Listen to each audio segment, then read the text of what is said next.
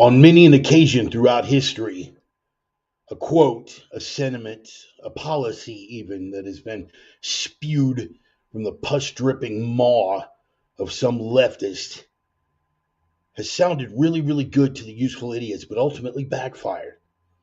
I mean, for starters, we could go item by item in Saul Alinsky's Rules for Radicals and see how that's gotten turned around for them by the popular conservative culture that has overtaken the cultural zeitgeist in the last decade or so.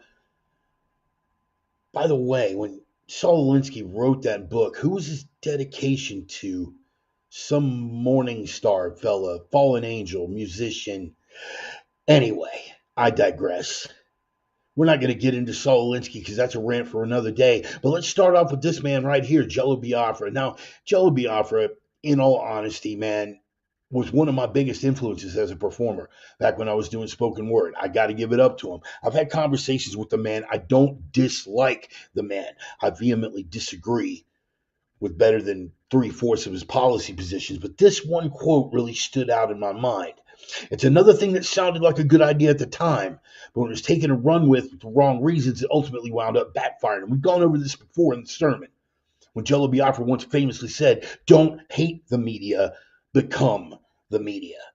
Now, that seems like a self-evident truth, doesn't it? But the problem was it wasn't taken correctly by individuals. It was taken incorrectly by cultural Marxists who took it as an admonition to take over the institution of media rather than becoming an actual media in and of themselves. That's how you wind up with these sort of meltdowns.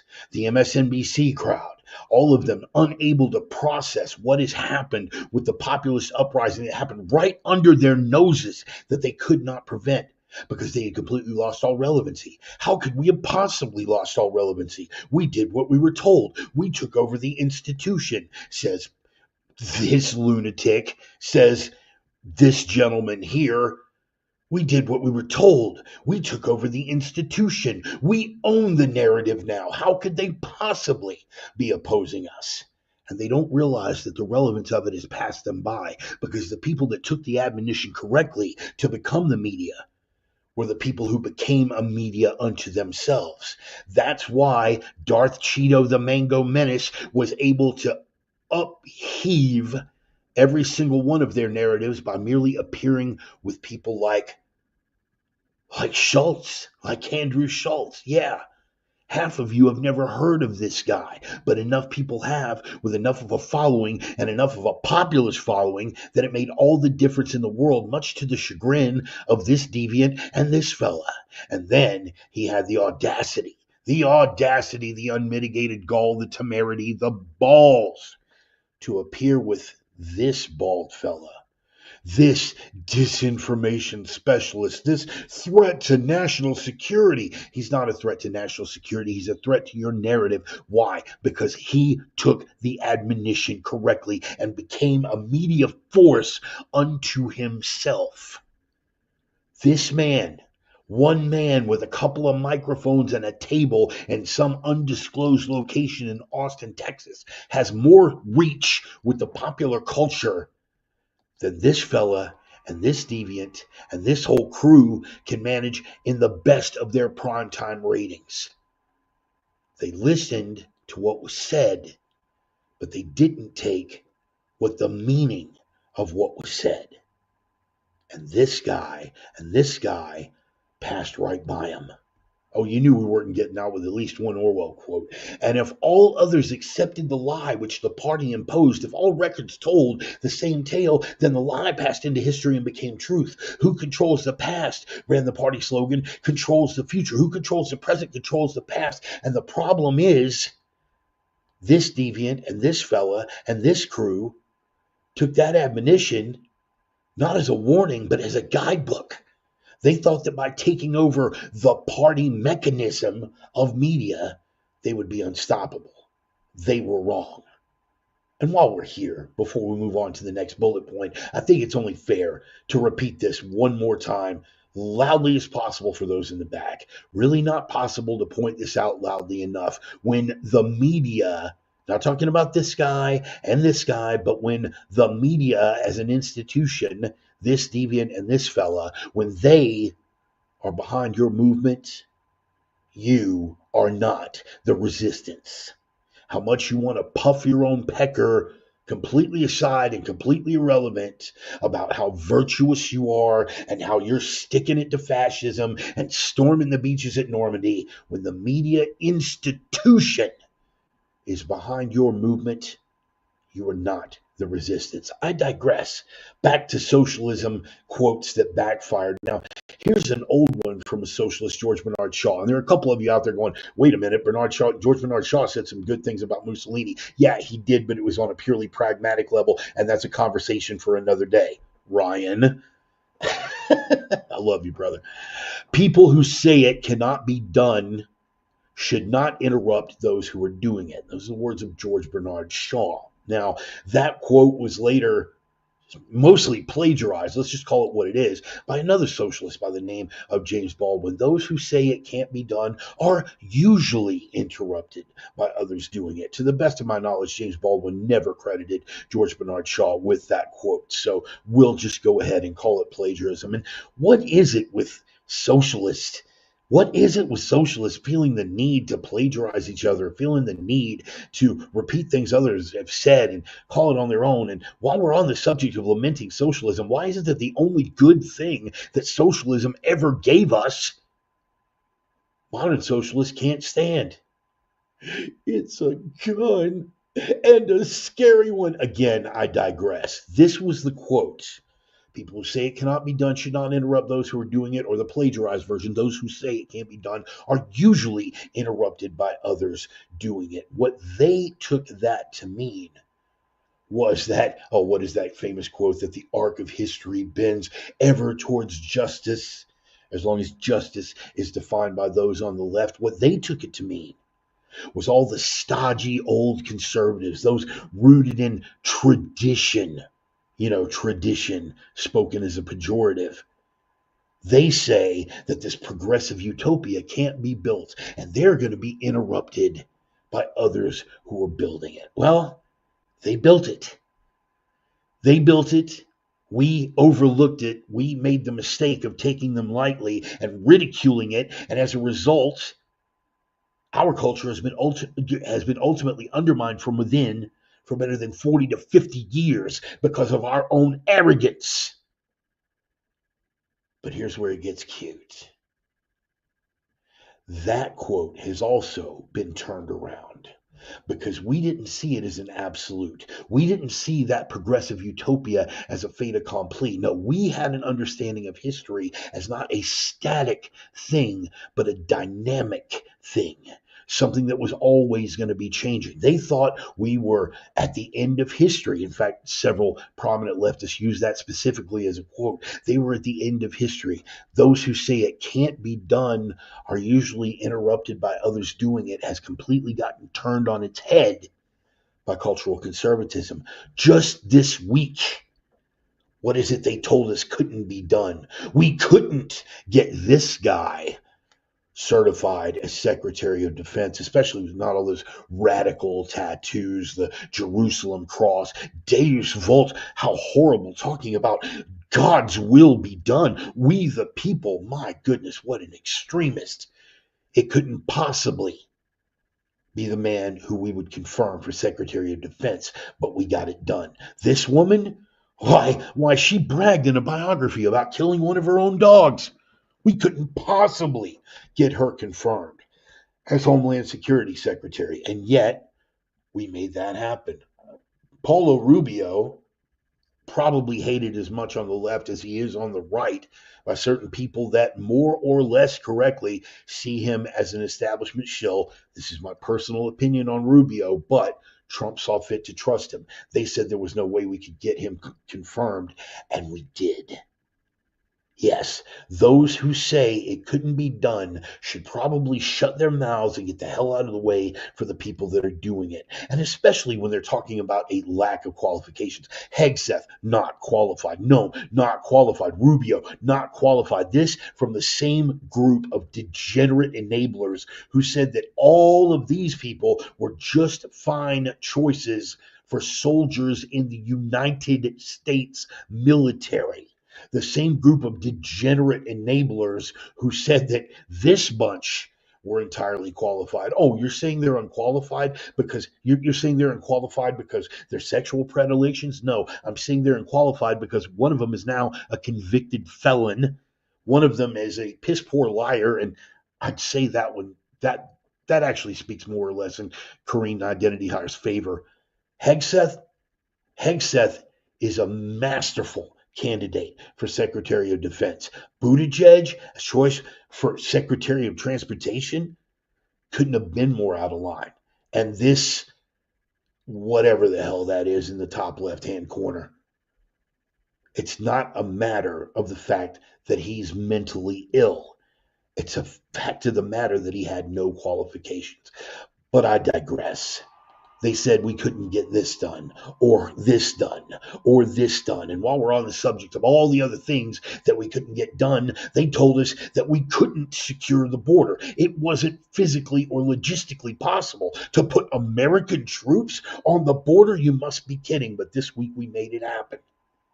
The people called, and when I say the people, I mean including Hispanics across the board by a slight majority. Better than 50% of legal Hispanics in this country wanted mass deportation. We were told that it couldn't be done, logistically impossible, that the will didn't exist, that the possibility didn't exist. We called for mass deportations, and just this week we made it happen. Mexico said no to migrants, and the left thumped their chest for a minute. Ha ha, they won't take them back. Trump threatened them with sanctions and tariffs, and within 12 hours, they had submitted. Colombia tried to virtue signal the same way. They threatened tariffs against Colombia, and inside of 6 hours, the president who had previously refused Trump offered his presidential aircraft to fly deported illegals back to Colombia.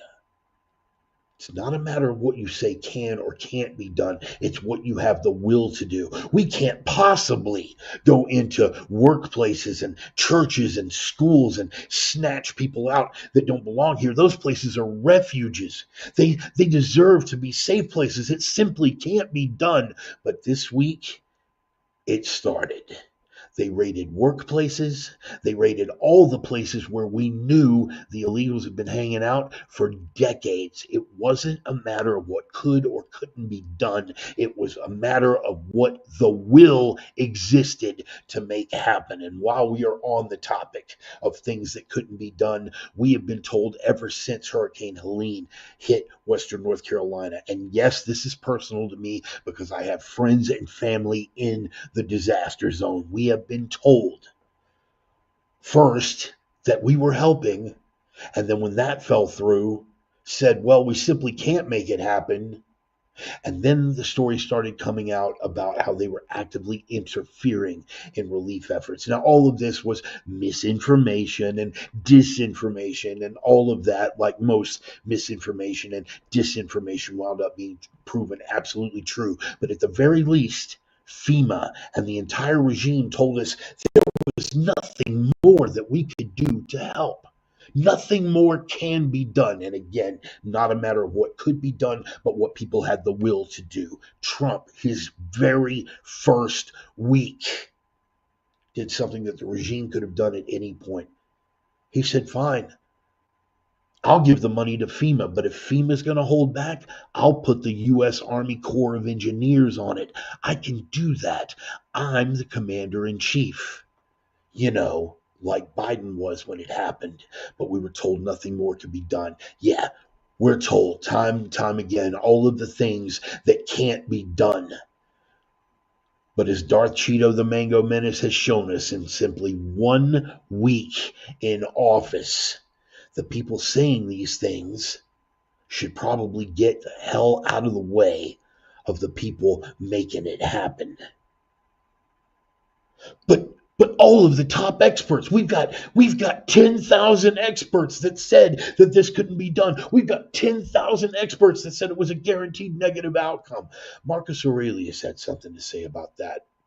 The opinion of 10,000 men is of no value if none of them know anything about the subject. Taking us back to the beginning of the cold open here. The media as an institution know less than nothing about nothing.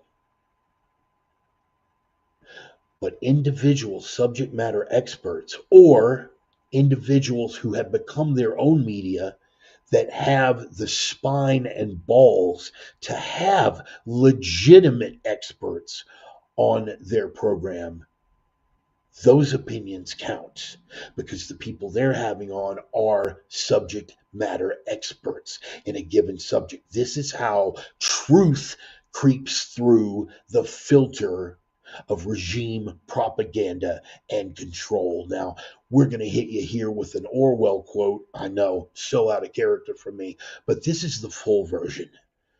You guys should know the first part by heart by now. The party told you to reject the evidence of your eyes and ears. It was their final, most essential command. His heart sank as he thought of the enormous power arrayed against him. Here's the rest of the quote. His heart sank as he thought of the enormous power arrayed against him.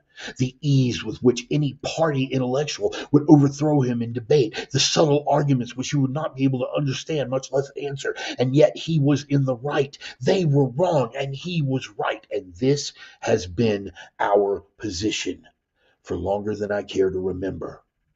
We know that we're right. We know that the other side is in the wrong. But we feel powerless because we no longer had the platform. We felt powerless by the design of the opposition because our voice had been stolen from us. We have taken it back. And the lies with which the regime and the opposition come at us now will no longer hold. The deep state is on the ropes and they know it. Now, before we get out of here and jump off into the sermon, I want to talk just briefly about pardons. It's been going back and forth for the past couple of months, ever since Biden pardoned his crackhead son, and ever since he commuted the sentence of everything from pedophiles to multiple murderers. And then this week, Trump turned around and pardoned the founder of Silk Road and all of the January 6th defendants. You can go back and forth on that. I don't care. I don't care because that is a factor for the laws of men. Each side, once you have come to the point where it is war, and make no mistake, it is now war. If they have the power to pardon one of their own, they're going to do so. That is something sorted out in the laws, the minds, and the hearts of men. I have no opinion on those pardons, because as long as we're talking pardons, I'm just thankful that I am not held to account for every weight of darkness that I have carried throughout my entire adult life.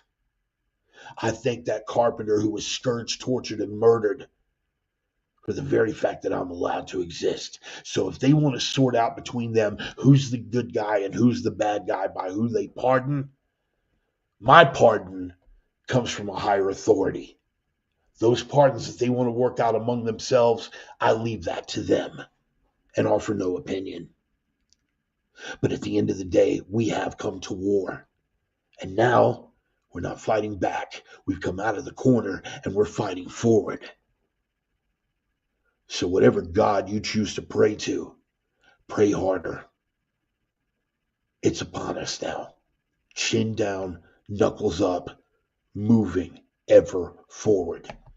The opinions expressed by the Reverend are his own and no one else's on the planet. Not friends, not foes, not supporters, not detractors, not sponsors. And I cannot stress this enough. Certainly not employers here in the small town of Winnemucca, Nevada.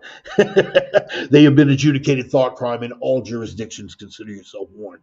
They are coming from the heart. They are guided by the mind. They are guaranteed to stretch open that unwilling maw and choke you with fistful after fistful of truth cock until your belly bloats and your gag reflex cuts off your airflow. The blood ceases to reach your brain and you finally hit that point of nirvana where the truth is all that you know. Welcome back, boys and girls. It's time for the Sunday sermon. Happy to see you all here. Glad you made it. Oh my goodness, bit of a long opener, but we're going to be getting into some heavy stuff. I'm going full scorched earth. So speaking of scorched, let's see where the fire is, people. Everybody in. Nice. Coming out of the starting gate hard, charging as we always do with our bumper music. The band Red Desert, gut stomping rock and roll band from the smoldering embers and crumbling ruins of the once great American city of Minneapolis, Minnesota. The name of the band is Red Desert. The name of the track is Older No Wiser. Every week I get a little bit older. Every week you guys get to decide if I've gotten any wiser. Some weeks I do better than others. Now, this week is going to be one of those weeks where it's not so much about wisdom as it is about rage, but I think I'm going to be able to pull it together. I held it together without a single F-bomb for the opener. Maybe that's a mark of things to come. In the meantime, between time, we're going to take this volume down another couple of notches here, and we're going to get in with the roll call, see which one of the usual suspects has shown up early. I noticed Clem was here. Clem was here way early, man. Clem was here an hour ago. That brother is on point. With everything that's going on overseas right now, it makes me feel good to see Clem here because he's got a better perspective on the European viewpoint of all these cultural transitions that are going on, both here and everywhere else in the West. Let me get a sip of this real quick, man. Sorry, guys, the coffee and everything got me going. Brother Tommy, how about it, man? Good to see you, man. DZ Tom. I want to take the easy joke about packing a shoot, but we're gonna leave it, bro. We're gonna leave it. I'm just happy that you're here. Breathe, Bart, breathe. Yeah, brother Ryan. Glad you made it, man. I knew you were there, dude. I knew you were there when I was looking at it. It was like you're probably the only guy that was like, I don't know, man. Shaw, George Bernard Shaw. You could probably say whether you're one way or the other. You know, we're like half the people were just like George Bernard who. Anyway, glad you made it out. My lovely wife, Miss Charlie. Oh, I miss you, baby. It's very, very lonely here. Trying out that new church this morning, trying to sing with my sad little voice. We really could have used you in the singing section today, man. But that place was awesome. I'll tell everybody a little bit about it, man. Living Stones Church, Living Stones Ministries here in Winnemucca, Nevada. Decided just to try it out this morning. It was great. But anyway, Charlie, your absence was palpable. I missed your voice. I missed holding your hand and being able to just be there and praise God together. It was kind of lonely, but I'm glad you made it out for this sermon at least, and happy to see you here. I love you. Brother Dennis Weimer, OG, Prophet of Doom and Reverence Ranger, the OG sinner sister herself, the divine Miss Emmy. Happy to have you along and on board. Good to see you. Brother Jake, I just ate a Zeitgeist burger from Southern Street. Bro, don't get me derailed this early, man. Between you and Ryan, bro, like I gotta stay focused, man. We're gonna move right on. Brother Bill Wade, my brother in Christ, my brother in arms, my brother. Thank you for that link that you sent, man. I'm gonna be doing some homework on that fella, doing a bit of a deep dive on some of that material. So I appreciate you passing that along. And of course, Jake, with all of your stuff, with all of your stuff that you've sent me, that I am forsworn to have to. So I got to clear out the Jake backlog before I get into the Brother Bill backlog. But anyway, the mighty Stone on board. Happy to see you here, man. Looks like you were here pretty early as well. You made it for the full opener. That's awesome. Deacon Mark on the back porch with his lovely wife Ida, hopefully with some adult sodas and some smokable consumables. Speaking of, this will be 26 days without a cigarette, and I haven't killed anyone yet. So we will take that for whatever it's worth. I see it as a good sign, but then again, I can snap tomorrow. We'll see how it works out. George, glad you made it, brother. Glad you made it. Another brother in Christ on board. The working man's Musashi, Tom Hollyby. Don't forget, man, Stubbers and Stabbers. You guys in the Northwest that have been like, who do we train with up here, man? We can't afford to go to Texas. Man. Well, I got the answer for you. So if you don't sign up for that class, you are officially what we refer to as an asshole. An asshole. You're asking. We give you the solution and you don't do anything about it. You're an asshole. Don't be an asshole. Go check out my pro, Tom Hollyby. Stubbers and Stabbers class coming up. You find on a social media profile and all that information. Brett on board. We don't see you that often, man. Glad you made it out. Chris, look at this, man. Beautiful lady. And you got Martin on board. Cool. buckled up and online. Good to see that, man. And if you like, maybe I could change the bumper music out and you guys could do some of that dancing that you spend so much time with, that ballroom stuff. Very impressive, by the way. Very impressive. More athletic than I am on most days. Phil Lewis watching from Tyler, Texas. My goodness, man. We haven't even gotten halfway through the doggone roll call yet, man. We got a ton of people on here, and I'm really glad that everybody made it out. You got Brother Ryan. Yes, the world as will and idea. Pick up a copy, life altering read. Right on. And there we go. Just see, this is what I love, man. We got the Reverend Barton Book Club. It's like it's the greatest thing because I've got so many like true meaning of diversity, different is ideological diversity. You know what I mean? People that come from different walks of life, they've got different ideals about how the world is put together. They have different worldviews. They start recommending books, and you get to take a little dip into their thought pool and that guy's thought pool, and we all grow. It's great. You know what? I think I'm going to make that an official thing. Maybe a Reverend Bart Read of the Week kind of thing, or like a Reverend Bart Book Club. I think we're going to make that like a feature in one of these deals, and that would be cool. We got David on board. Nice to see you, brother. Who else we got? I know I'm missing some people. Brother Doug Turtle made it out. Brother, you were on a roll tonight. Can't wait to see how the rest of the sermon goes. Brother, I'm trying to keep that energy level up, man. I am in the moment. I am in the moment. And brother, it's a good thing. Brother Vargas, long good conversation with that gentleman very, very recently. Always good to see you here, Josh, man. Thank you for coming out. Thank you for the support. Joey, the Sultan of Sarcasm, Mr. and Miss America, and all the ships at sea. Brother Jude, another brother of the hook, brother in arms, brother in Christ. My brother, Jude. Glad you made it out, man. We need to have a long conversation on the phone as well. We missed each other in transition a couple of times. So sad to hear about Steve Cotter passing. Terrible, terrible thing. Memorial services and stuff are going to be coming up. I think that covered the roll call. And what is it, Emmy? God doesn't care if you sing well, just as long as you make a joyful noise. Yes, yes. And we're going to leave it there. How about that? Go ahead and let the bumper music fade out.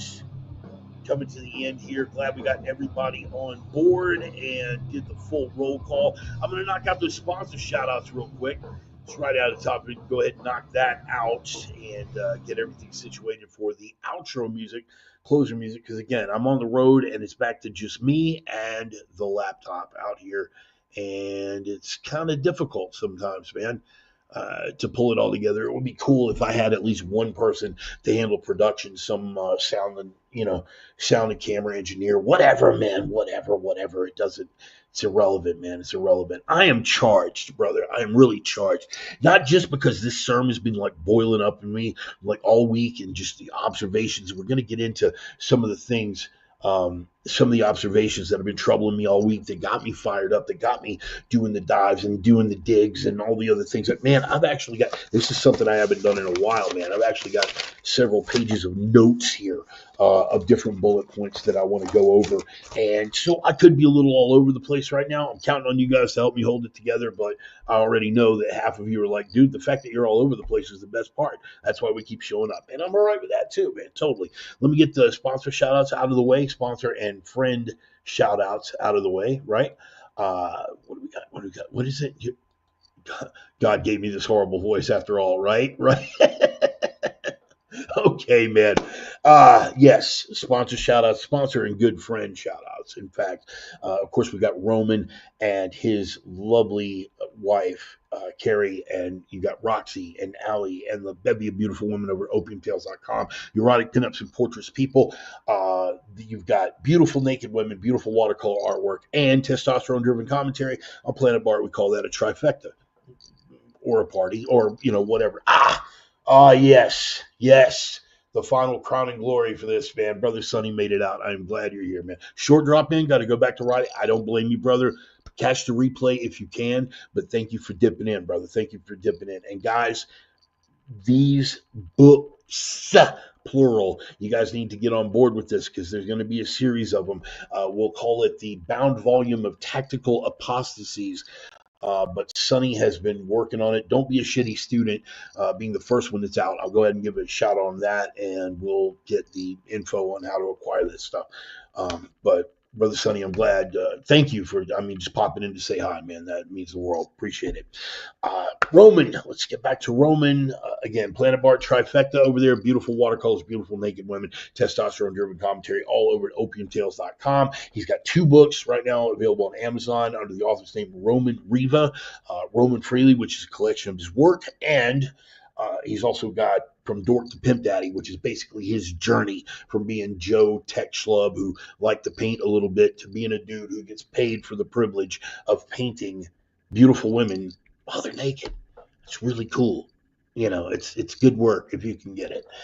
So, and he has made a life for himself doing that. It's outstanding. It's a great thing. So, opiumtales.com, check them out, and of course my Viking brothers Casey and Dusty Tellison, Nordic Smoke Barbecue, the only legit barbecue in the Inland Northwest. What about sit down, shut up, you're wrong.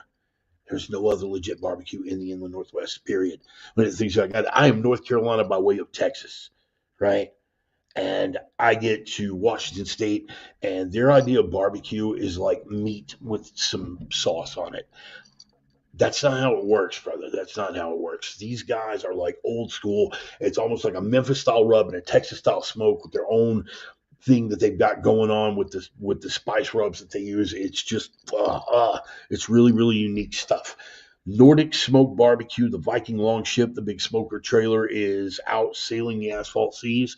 Sonny, if you're still here, I know that you are missing out on the barbecue, and man, we got to make that happen for you because I know I just remember the look on your face. I know you tear up a little bit every time I start talking about those ribs. You get a little misty, kind of. Yeah. So we'll get that handled. Anyway, they're doing catering events. They're doing all kinds of stuff. And speaking of books, one of the Viking brothers, Casey Tellison, he is a combat vet. He's a saw gunner, man. He's a machine gunner, and he's got a book out that.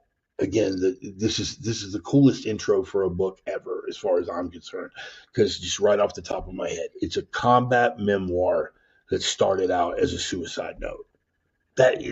How do you top that? How do you top that as an intro for a book, particularly a combat memoir? But it's called Freaks of a Feather. It's available on Amazon from Latop Press out of Spokane, Washington. Casey has passed the bar. He is a practicing attorney now, on top of being a combat vet and a Marine and a saw gunner and having dinner with General Mattis and all the things that he's been able to do. And Dusty, man, Dusty's still holding it down on that pit. Smoker skills galore. Taking care of the family out there, living near Spangle. Got a nice little spot, kind of out in the middle of nowhere. You know what I mean? And I really dig the vibe out there. In fact, Charlie and I are looking for retreat properties and things like that. We haven't ruled out. I think we more gravitate to like Idaho or Montana. But if we're going to keep it close, you could do a lot worse than the Palouse area of the Inland Northwest around Spokane. Anyway, guys, that's the shout out. Take care of the people that take care of the show. Take care of the people that are taking care of me, man. Take care of Roman over at opiumtales.com. Buy the book. Buy yourself a copy of Casey's book. If you're in the Inland Northwest, you're in the Spokane area, find where these guys are setting up on the weekend and get some of that barbecue, man. I promise you, it'll change your life.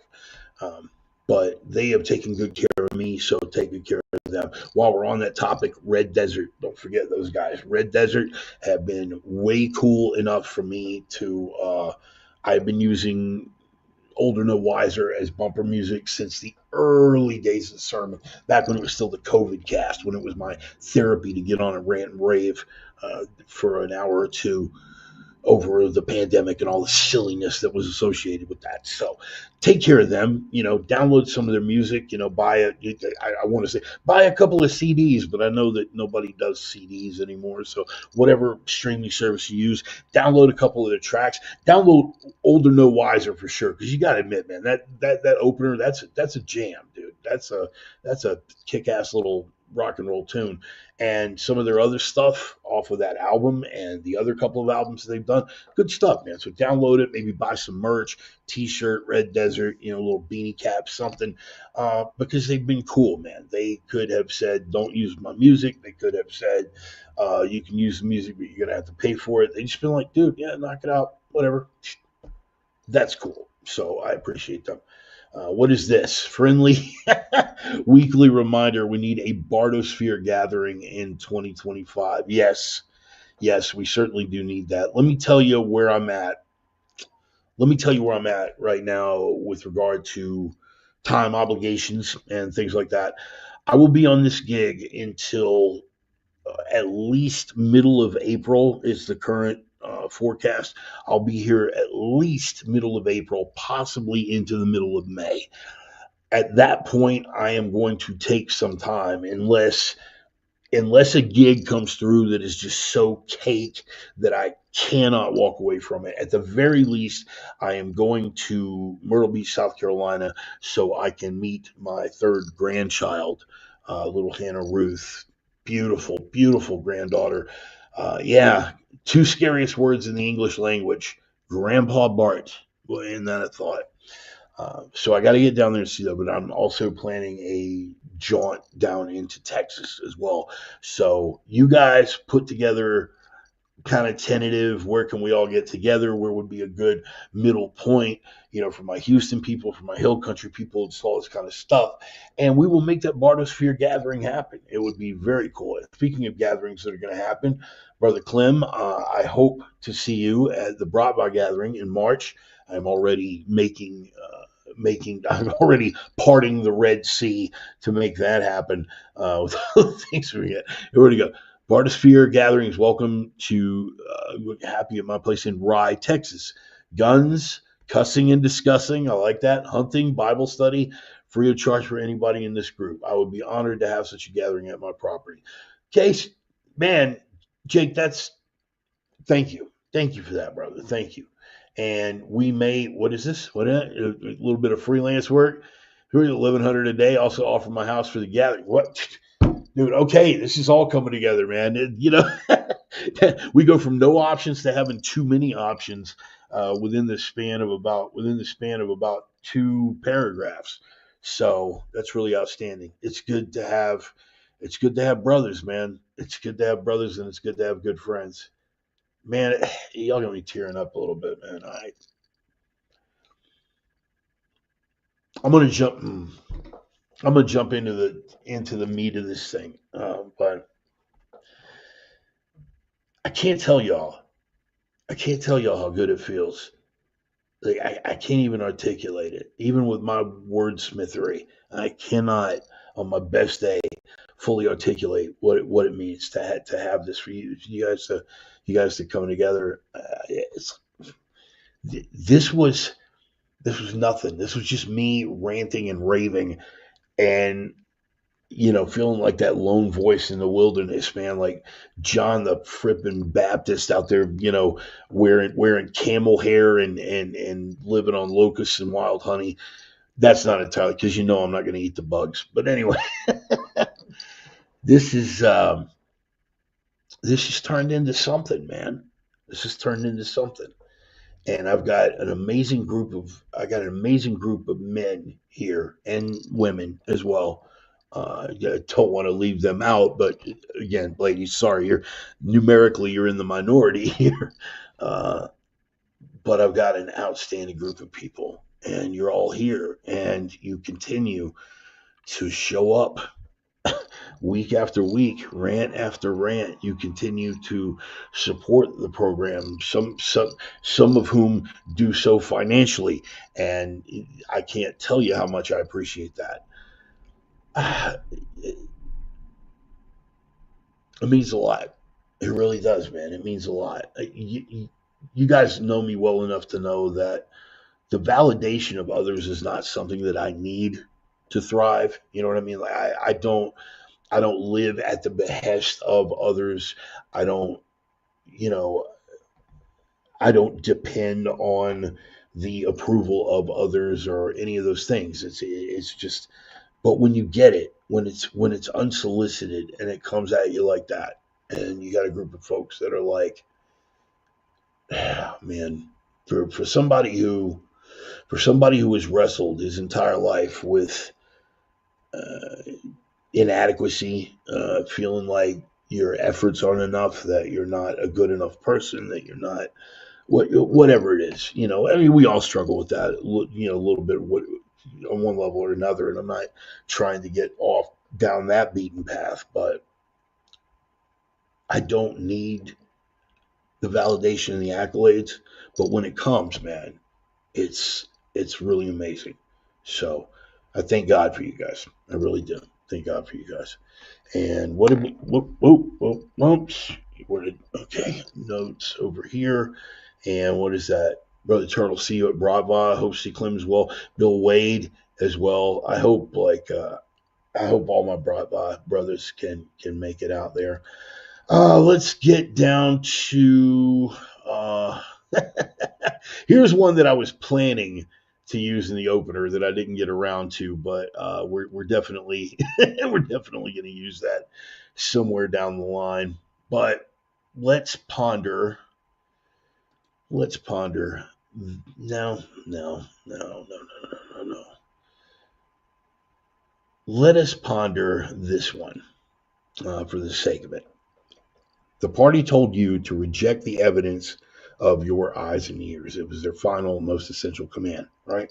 Now, you guys knew that part of the quote.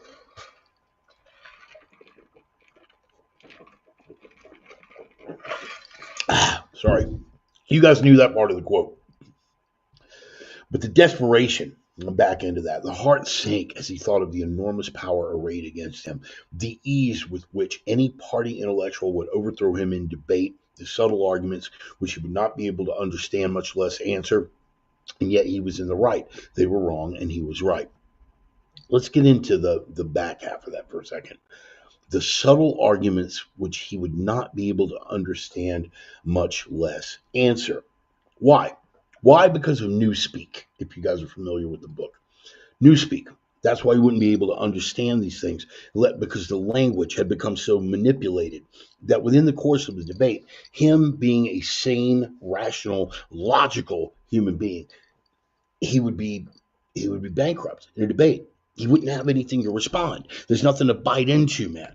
There's nothing to bite into there because they are fundamentally rooted in a lie. That is how the left have been forever and a day.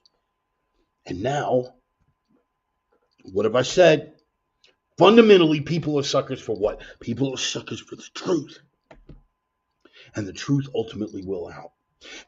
And it's coming. And it's happening. And it's here. And the beauty of it is, again, the first part of that quote, ignore the evidence of your own eyes and ears. And we've been admonished. We've been admonished culturally to do that. Pay no attention to the man behind the curtain. No, don't look at what your eyes are telling you. We are going to give you statistics. We are going to give you fact checks. All of this stuff has been so, and it's not misunderstood. It's not misconstrued. It's not we misinterpret it. It's deliberately misleading. You have to admire the craft of it on some level. Being the wordsmith that I am, I dig people who lie well, right? Not because I want to be like them, not because, but the people that craft good propaganda, the people that can spin it, especially the ones that can do it on the fly, like Jen Psaki. Oh my goodness. There have been times where I just wanted to taste her brain, not in that zombie kind of way, but how do I absorb your skill at weaving complete bullshit into a semi-plausible narrative on the fly like that? She was amazing, unbelievable. Corinne Jean-Pierre, once they put her in, once DEI came to fruition and they put her in as press secretary, I got to tell you, man, Biden still would not have won. He still would not have won. But he would have gotten a lot further down the line if they would have kept Psaki in place. But all of that is meaningless now. All of that is meaningless now. The lies that we have been told, the lies that we have been not just told, but expected, demanded, admonished to believe and speak them as if they were the truth. It's all over. Two things that keep coming to mind: the little kid in the emperor's new clothes, a little 8-year-old, because he just doesn't know any better. And like, just, hey, emperor's naked. He wasn't being malicious. He's an 8-year-old kid. He didn't hate the emperor. Now, if you updated the story, the emperor probably diddles kids, so maybe he did have something personal against the emperor. But in this particular case, for the purpose of the fable, for the purpose of the fairy tale, what's it personal? He's a kid. He's just looking at it and calling it like he sees it. The emperor is naked. And the other one I think of, Wizard of Oz, man. Wizard of Oz. Pay no attention to the man behind the curtain. No, I am the great and powerful Oz. It's all falling apart. It's all falling apart. But I think I'm more reminded from Wizard of Oz, right? Because once Toto runs behind the curtain and they pull and they start to see that it's just this guy behind the curtain and he's running these big machines and everything. And once it becomes evident, there's that couple of seconds where he really, really tries to hang on, right?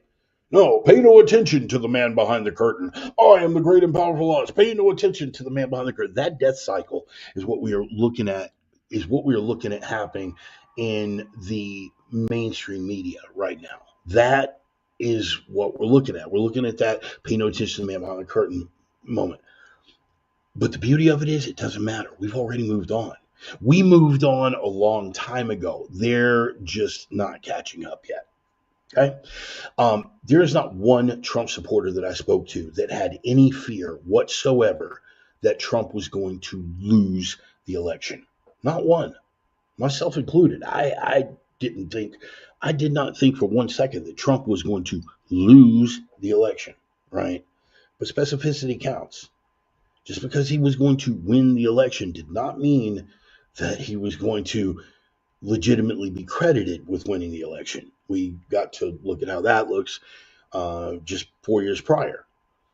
A lot of people that were concerned about that. But everybody that knew, like all of the people who were legitimate Kamala supporters, people who were legitimate Biden voters that became Kamala voters, they were seriously under the impression that she had every chance in the world of winning because they bought into the narrative. They are still locked into everything that the glowing box tells them. And there are plenty of people on the conservative side who are falling into the same pit with regard to Fox News and that group. Listen, man, if you are still dialed into legacy media for anything more than a distraction, you're not only wasting your time, you're doing yourself a disservice. And you're beclowning yourself. I think that's a word. Somebody fact check that. You are beclowning yourself by continuing to look at that. Yeah, man, I was watching Fox News the other night. Dude, you're an idiot, right? Really, that's true with any particular media figure, but you need to be way outside that box right now because we're finally getting around to accepting. Now, their internal memos knew that she was going to lose, right? Their internal polling knew that she was going to lose. Every forecaster had already told the people inside the campaign, you have no chance of winning this election. They knew it. They continued to go out and fundraise. They continued to profit off it. Same as BLM did, right? After the fentanyl Floyd riots of 2020, they continued to get out there and panhandle. Why? Guilty white people. Guilty white people. That's it. Particularly guilty white women. Sorry, ladies, but there it is. If you're here, you shouldn't be offended by that because you know I'm not talking to you, right? But if you are Club Karen, if you are the Stasi Karen, if you are the white liberal female, what do they call them now? What's the word for it? There's an acronym for it now. Awfuls, right? Affluent, affluent white female university educated liberals. Yes, affluent white university female. Anyway, awful. Look it up. It's sad, but it's there, and they're devout, man. They have become like a dying star. Okay, what happens when a star dies? It gets smaller and smaller and smaller and smaller and smaller and smaller and smaller and smaller. Right, starts to die. But as it grows smaller, it grows infinitely more dense. and infinitely hotter. So the core temperature of that tiny little thing, the smaller it gets, the more of a threat it actually presents. Okay. I'm speaking strictly with regard to the electorate, because the people who are pulling the strings are deep state people, and they are counting on the people who support them. They know that they've lost the mainstream. They're counting on that dying star, and that dying star is fading, but always has the potential to go supernova. I'm way off topic here, and I don't care. One of the notes that I had for here, I want to get into the important stuff. Ignoring the evidence of our own eyes and ears, and the trend of the accidental red pill. Fundamentally, people suck us for the truth, and it's coming out now as the legacy media falls apart, as particular members of the legacy media are falling apart. Josh Vargas sent me some videos from a particular TikTok influencer. Last night we wound up having a conversation about it. Was the scarecrow packing 6-shot pistol? Yes, right, Vargas. Yeah, but we brought Beyonce. Yeah. And just a real quick aside, she raised $2 billion for her campaign, managed to spend through all of that $2 billion and spent into $20 million in debt past that $2 billion. And this was the cackling whore who was going to save our economy. I'm sorry. I have questions. Anyway, gave up the gap from I gave up the gap from the jump. I'm agreeing with you. I don't know. Christy Nolan is infinitely hot too. Yes, in a different way. Cute winter boots. Again, getting back to the influencer. She was a former lib. And I looked, Vargas, after you and I got off the line, I looked at some of her older stuff. I'm reminded of what is the Lacey Green. I'm reminded of Lacey Green prior to 2016, man. She got accidentally red pilled. She was one of the first ones to do it. But the trend of the accidental red pill, right? These influencers who are liberal, and finally it gets to the point where all of us, the further left, and again, we're still in the same place that we were. The Overton window keeps shifting, right?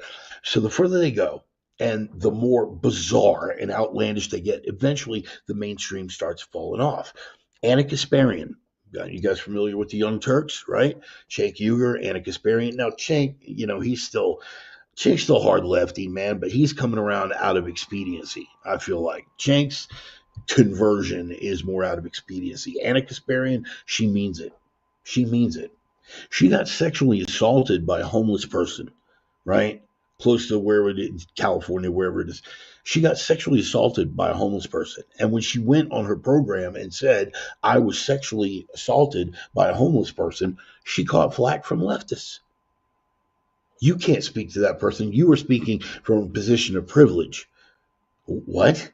Yeah. The people who are unhoused, right? So already speech crime, thought crime, any of the things. That was the moment for her. And after that, everything started coming unwound. A lot of these influencers, including the one that Vargas turned me on to, right? They are becoming accidentally red pilled. They're becoming accidentally red pilled.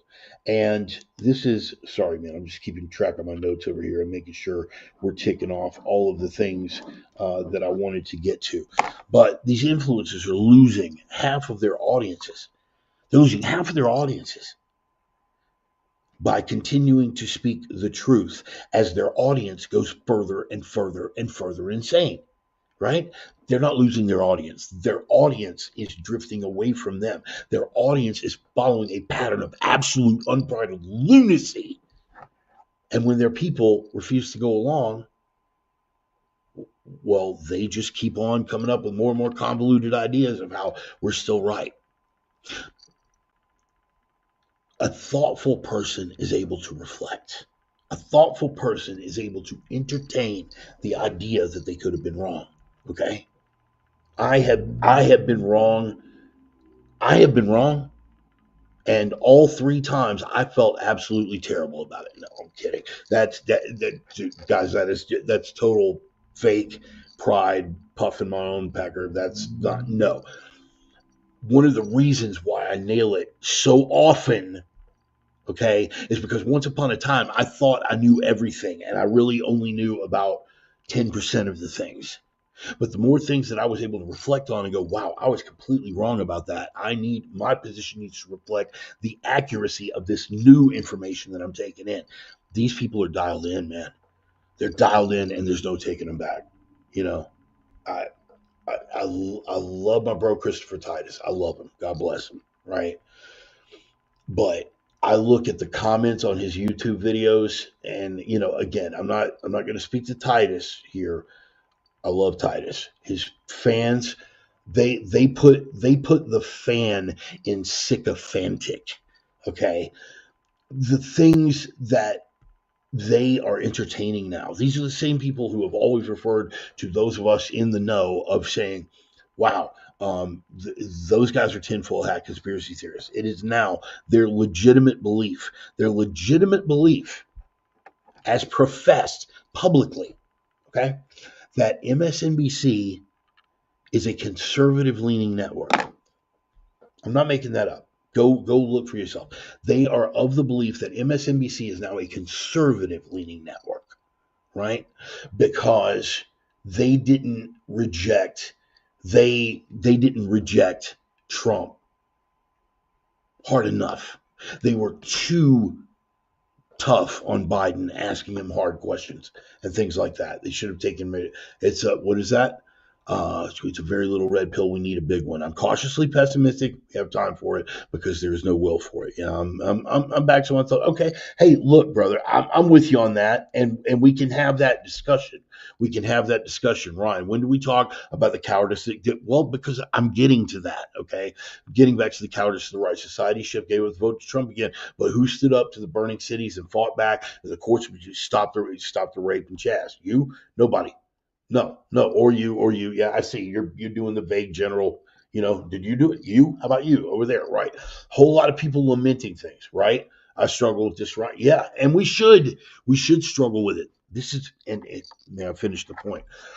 When we get to our whole society is cowardly. Thank you very much. But the thing is, if I'm going to call out one side, I got to call out both.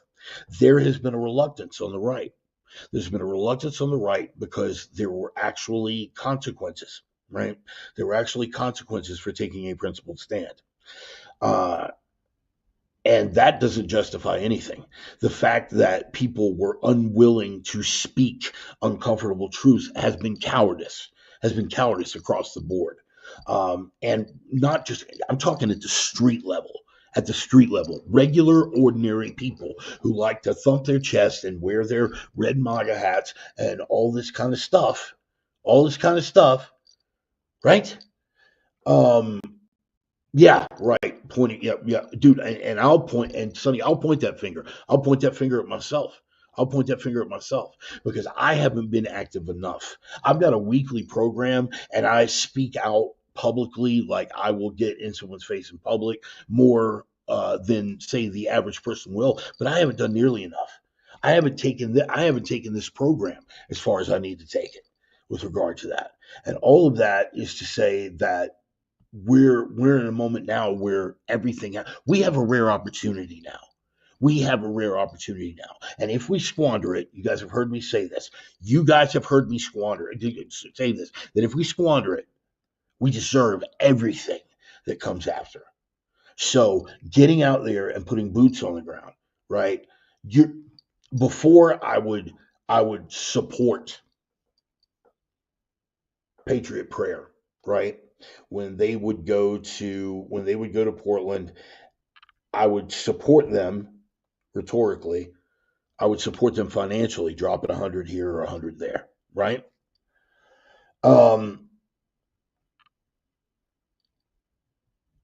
I have not been to Portland to march with them. I have not put my ass on the front line. If I'm going to spew the rhetoric, then I need to be more active, right? Just like with regard to my faith, if I'm going to speak the rhetoric and carry myself as a Christian, and I'm talking about that grabbing the bundle of reeds and running the money lenders out of the temple kind of Christian, not the hippie Jesus kind of Christian, but I need to be participating. I need to be participating. with my church, if I'm going to carry this as this is what I got on my shield here, then I need to be living that more. I need to be living that more. And we have been collectively, as conservatives, we have been cowardly as hell. We have been cowardly as hell. It's all the more inexcusable when you look at the maggots that we're faced with. That's the opposition. That's the opposition. A bunch of emasculated, skinny, overeducated, underskilled, spineless, nutless. Nobody thought through that whole thing that went on in 2020. They spent months throwing firebombs at federal buildings in 2020. They spent months. And nobody thought to confront them. At what point did we need to get to that the people you were counting on to save you realize that no one is coming to save you? You've got to save yourself. I am thankful and cautiously optimistic, as Sonny was talking about, that it may be too late, right? But I am seeing some things.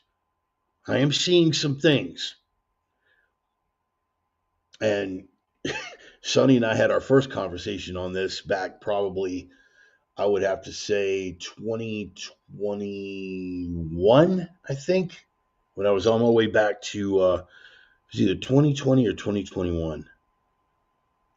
2021, I think it was. We had our first conversation about this. I was on my way from Texas back up to the Northwest for a crane gig.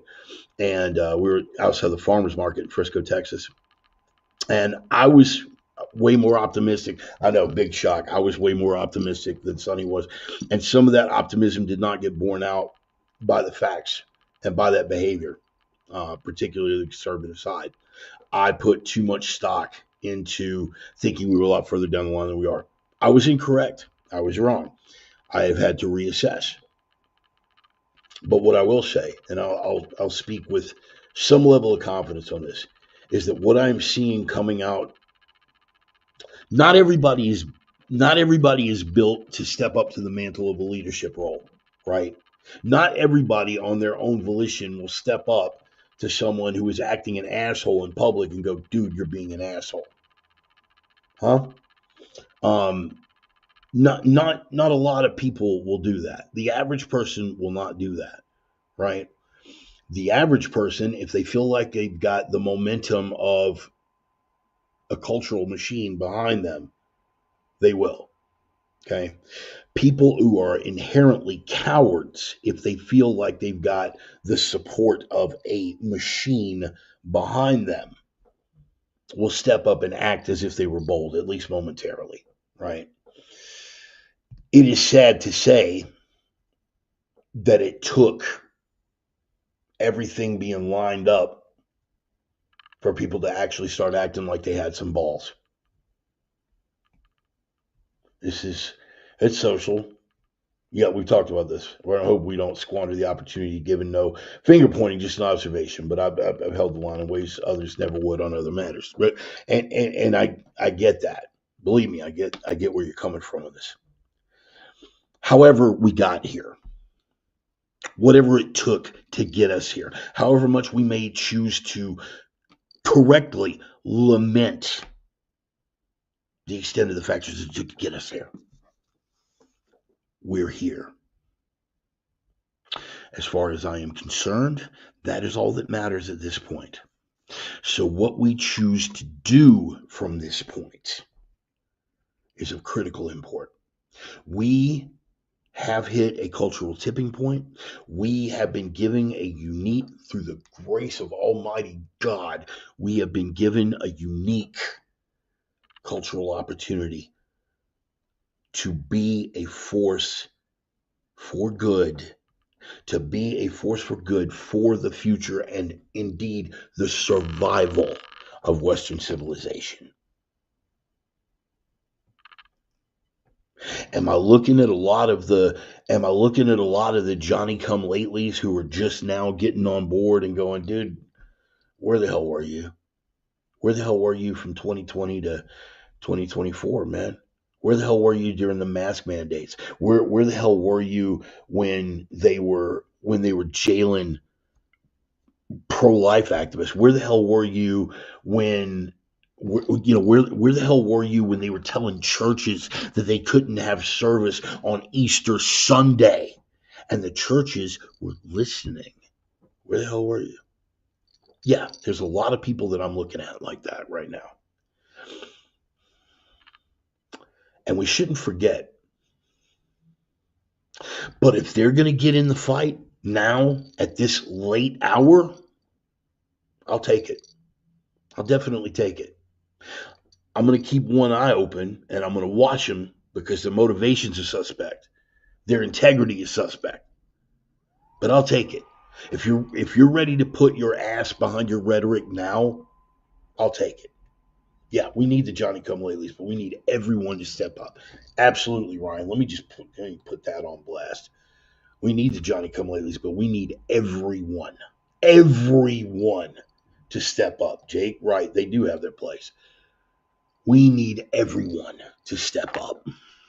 And that means no complacency, especially in light of what we have just seen delivered on this week. Let me just cover the ass end of this little bullet point real quick. All these influencers, right? They're losing half their audience, but where is their audience going? Where's their audience going? Is there a sudden upsurge in Rogan viewers? Right? No, there's an upsurge on the conservative end. These people who have been followers of leftists or hard liberal influencers, suddenly it goes too far. And what happens? A chunk of their demographic goes further to the left. How could you sell me out at this moment? How could you do that? Anna Kasparian, classic example. At some point, where do you have left to go? When every other person has finally seen how ridiculous this is, prima facie ridiculous. Where do you go? Where do you go? And how do you go anywhere after that without at least taking a second to reflect and go, wait a minute, man, maybe I was wrong about this. Maybe I was wrong about this. Worth looking into, man. Worth looking into. These people are getting accidentally red pilled because they're finally able to look at the truth. But emotional arguments aren't going to buy it anymore. Emotional arguments. Okay, let me see. Unpopular view, many use relation, faith as a tool. It's the upside down.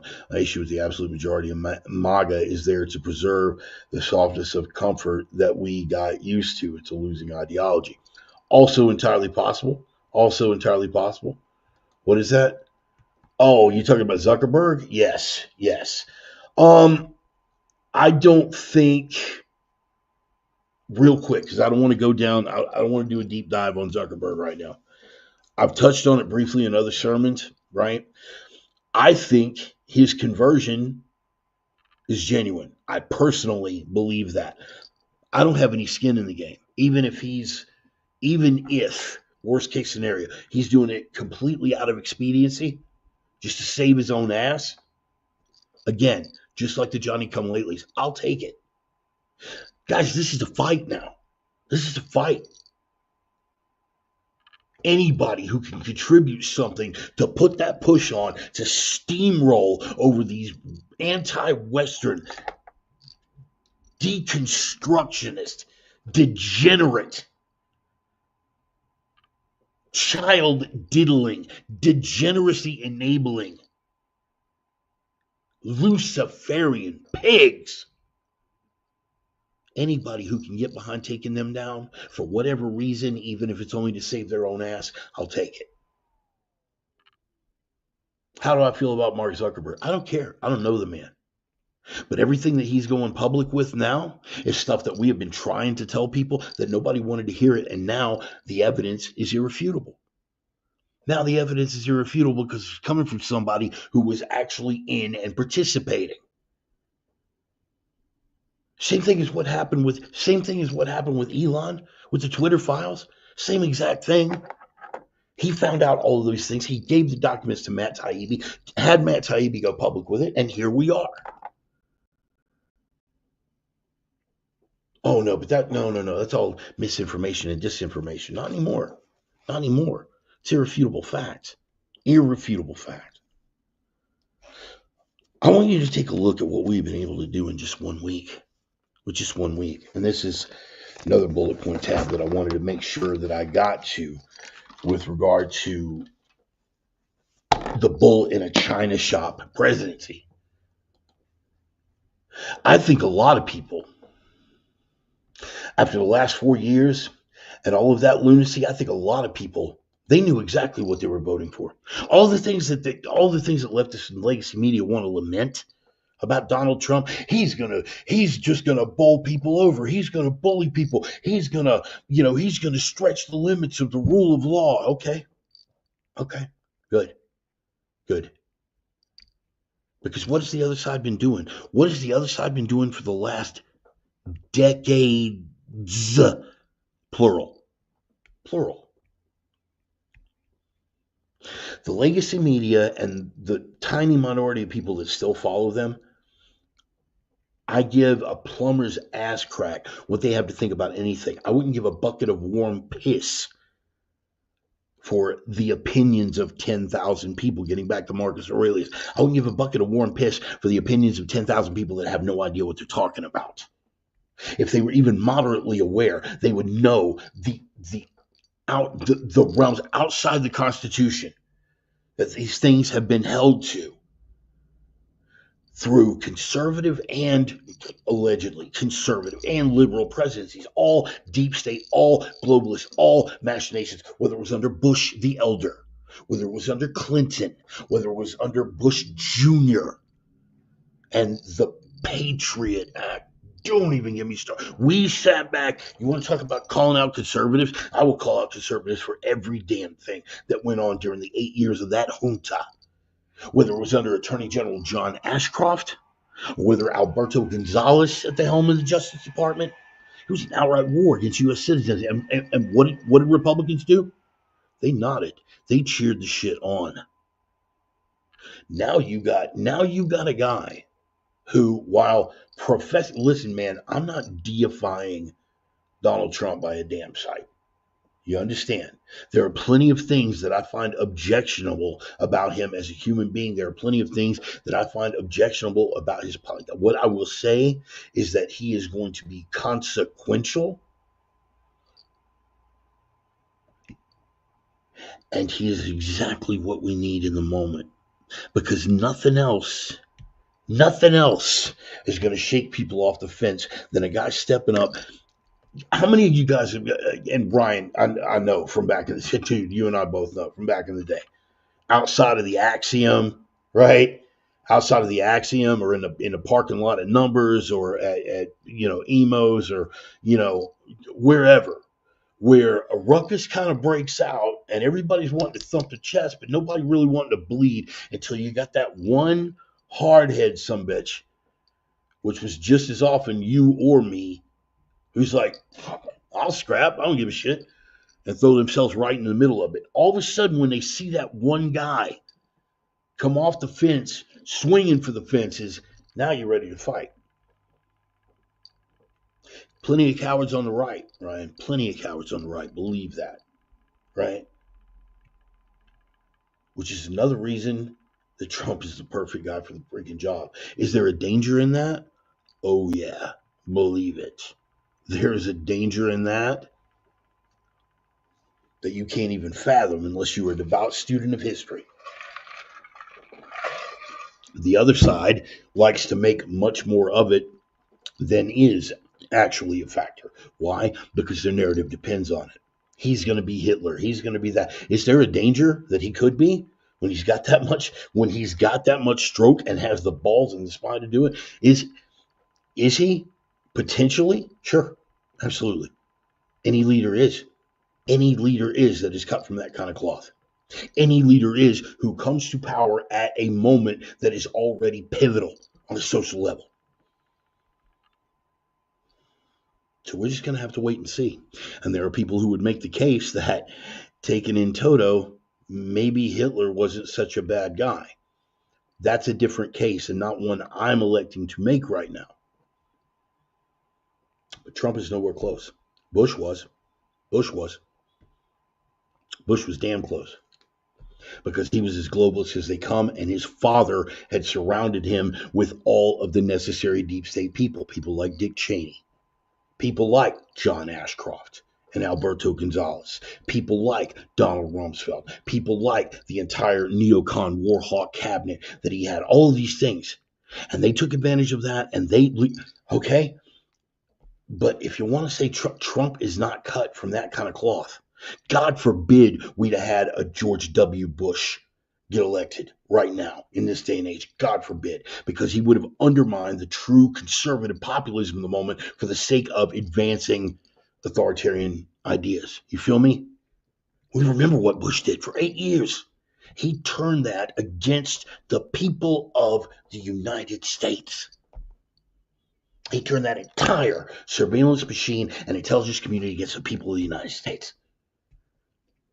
Trump can't do that, even if he wanted to. Langley, Virginia, boys and girls, and if you know, when I mention Langley, I don't need to. Langley, Virginia, or even better, the Puzzle Palace, no such agency. They're not gonna. They hate Trump. They hate Trump and everything that he's about. They are representing global interests. The only time you better be afraid. You see the CIA and the NSA start being benevolent toward Donald Trump. That means there's something going on. Something going on that you want no part of. The fact that he is hated by the people in the intelligence community, as far as I'm concerned, he should wear like a badge of honor. Once he gets Kash Patel in as director of the FBI, and he will, once he gets Tulsi Gabbard confirmed as director of national intelligence, then we're going to see where the rubber meets the road. But right now, man, this is all theoretical. I want to talk about what the man is doing. In just 1 week, all the things that we can't do that. We couldn't possibly do that. We can't start just mass deporting people. Apparently, Tom Homan didn't get the memo. Tom Homan could give a plumber's ass crack what can't be done with regard to getting violent criminals out of this country. And I don't want to hear about the economic migrant thing, because even Newsweek had to come clean right before Biden left office that the majority of the Venezuelans that were brought in as refugees, right, they're fleeing Venezuela. That's how it was sold to us. It was sold to us they were fleeing Venezuela. And who could blame them for fleeing Venezuela? Venezuela is a war zone. And then the truth came out that 85 to 90% of these Venezuelan refugees had already made it out of Venezuela. They were being flown into the United States from countries like Ecuador, countries like Mexico, other things like that, where, dude, they were already safe. There was nothing safe. They were already out of Venezuela. It did not matter. Maduro and all of that, all of the communist upheaval going on down there, they were already gone. They were already out. They were flown to America because they're like, hell, man, you going to let me in, pay for my apartment, give me all this furniture? Who wouldn't take that? Who wouldn't take that? Changing of the guard. Tell me what can't be done. We did it. Tell me what can't be done. We did it. We started motivating. The workplace raids are going on again. They're digging right in. They're going in no holds barred, like a freaking wrecking ball. And good on them. Good on them. One thing I wanted to cover here. Two things. David Longstreth, because I asked you guys, what did you want to talk about? The border situation. We can't send troops to the border. Something that came up in my conversation with Vargas last night. Do you realize that us sending our military to the southern border is the first constitutional use of combat troops that we have seen in the United States since easily the 1960s, the very least? The first constitutional use. All of these other things that we've gotten involved in, from the Iraq War, first one, to the Iraq War, second one, to the Afghanistan War, long one that covered the width and breadth of others, to our involvement in Somalia, to our involvement in Macedonia, to our involvement in Yugoslavia, to all these things that we've been involved with, just to the Sudan, to Yemen, and all of these other things, these troops we've got people dying all over the globe for globalist interest. This is the first constitutional use of our military that we have seen since the 1960s. And we have been told for decades that it couldn't be done. What do we get back to? The people who are telling me what can't be done should get the hell out of the way for the people who are doing it. There's a middle class of people in there too, and I want to address this, and I'm gonna address this in a powerlifting sort of way. This is the analogy. Uh, this is the analogy that works for me. Another place I work. What is that, Martin? Another place I worked where if you step out of that bulletproof vehicle, it was your ass. Now they are here. We're cleaning the stains of the one. Yep. Thank you. Thank you very much, brother. Yep. Where's I going with that? 3 classes of people. You look over at that. You look over at the squat cage, right? You're in the gym. You look over at the squat cage, right? You got 500 pounds, right? 500 pounds. 5 plates to a side, plus a little squeaky one, just to go from 495 to 500. 500 pounds sitting on a squat bar, sitting in the cage, waiting to be lifted. You got 3 kinds of people. You got the pretty boys with the broccoli heads and the affliction shirts who are there checking out the chicks in the yoga pants. We go, oh, dude, man, you can't move that. Bro, you can't move that. What are they saying? They're saying, I'm afraid. They're saying, I can't move that, and I'm afraid to get under and try to move that or take the time to train to get it to the point. No, dude, you can't lift that. Then you got the theoreticians. They are the middle level guys. They're the guys that will break out the calculator and the notebook and start looking at it. Okay, so you've got an average male with X testosterone level, and what are his quad measurements? Yeah, all right. So his thighs are okay. Yeah, okay. So 33-inch quads. Okay, cool. And he's how tall? Right. All right. Well, applying this with that amount of force, if you get in underlifted, considering the logistical elements involved and the Newtonian physics of mass times velocity squared, being able to get down into, and this is assuming that we got no knee problems or hip problems, everything, but under ideal conditions, right? Then you got the guy that just jumps under it, gets his head under that, butts his traps up against that bar, and boom, moves the freaking weight. Moves the freaking weight. The American public and the American electorate in particular, conservative voters in particular, have been the broccoli head pretty boy up until now. Can't be moved. The majority of them can't be moved. The Neil Rosses of the world. Right? Why vote? Why participate, dude? They're just going to steal it anyway. I mean, it's all done. Nobody's going to jump under that weight. The theoreticians, where a lot of people have gotten over the past, 5 to 8 years or so, the theoreticians have gotten in there, and they will talk about ways that we could possibly do it if the winds are correct and the stars are aligned and the gods are with us and what the hell ever. They'll tell you how it could theoretically be done.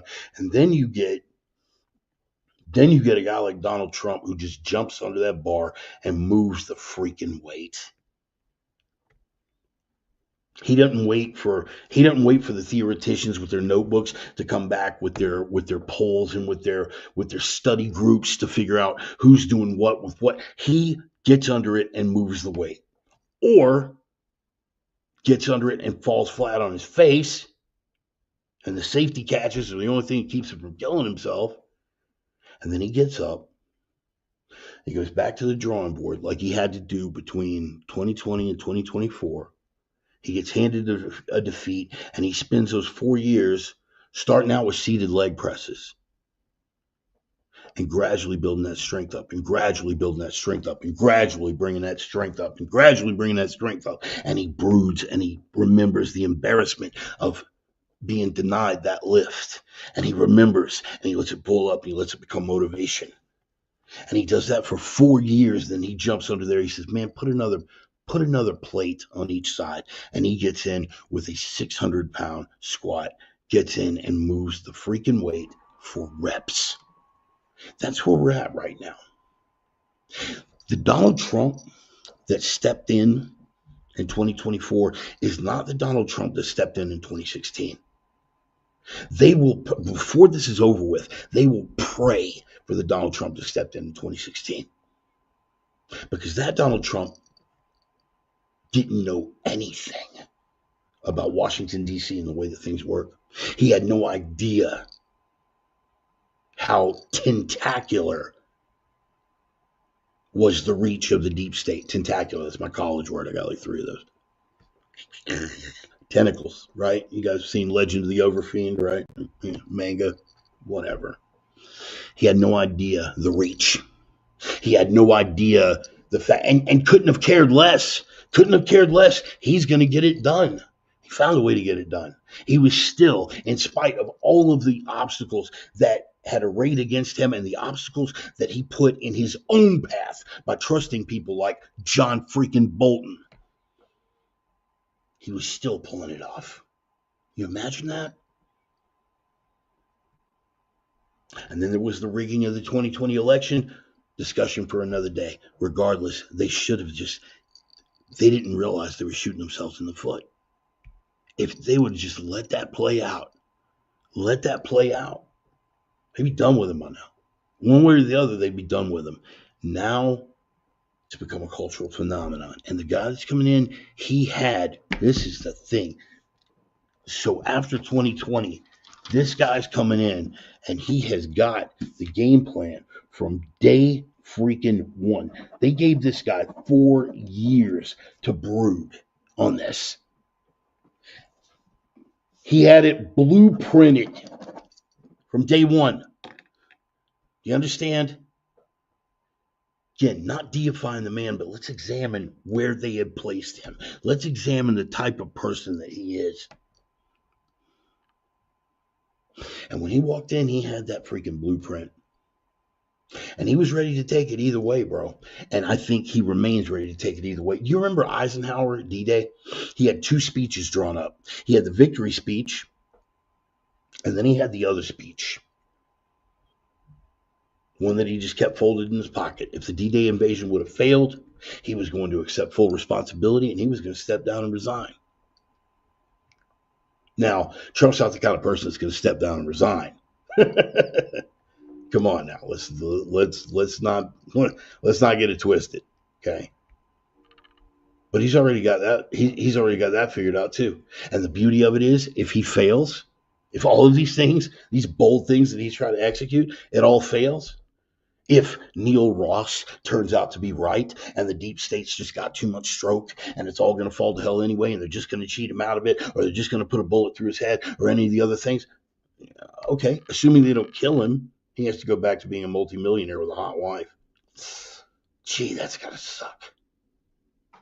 This man has hit the ground running and he is taking no effing prisoners. And this week has been an example of that. He has pulled that off. He's gone through, put all the stuff back that Biden took out on day one with regard to the border, the Remain in Mexico policy, the end of catch and release, no asylum hearings. He will remain in Mexico, totally sealing the border, and if necessary, and it is necessary, with the United States military in the first constitutional use of U.S. troops since the 1960s. He has worked around FEMA and all of their stonewalling to get aid to the people of Western North Carolina who desperately needed it.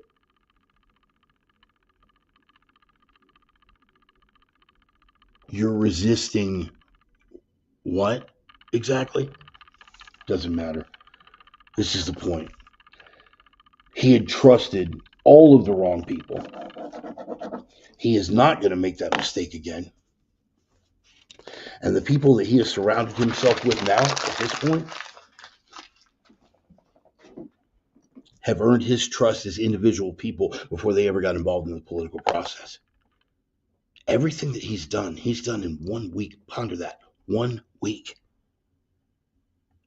We're already over the numbers. They're exposing all of the numbers that were gamed.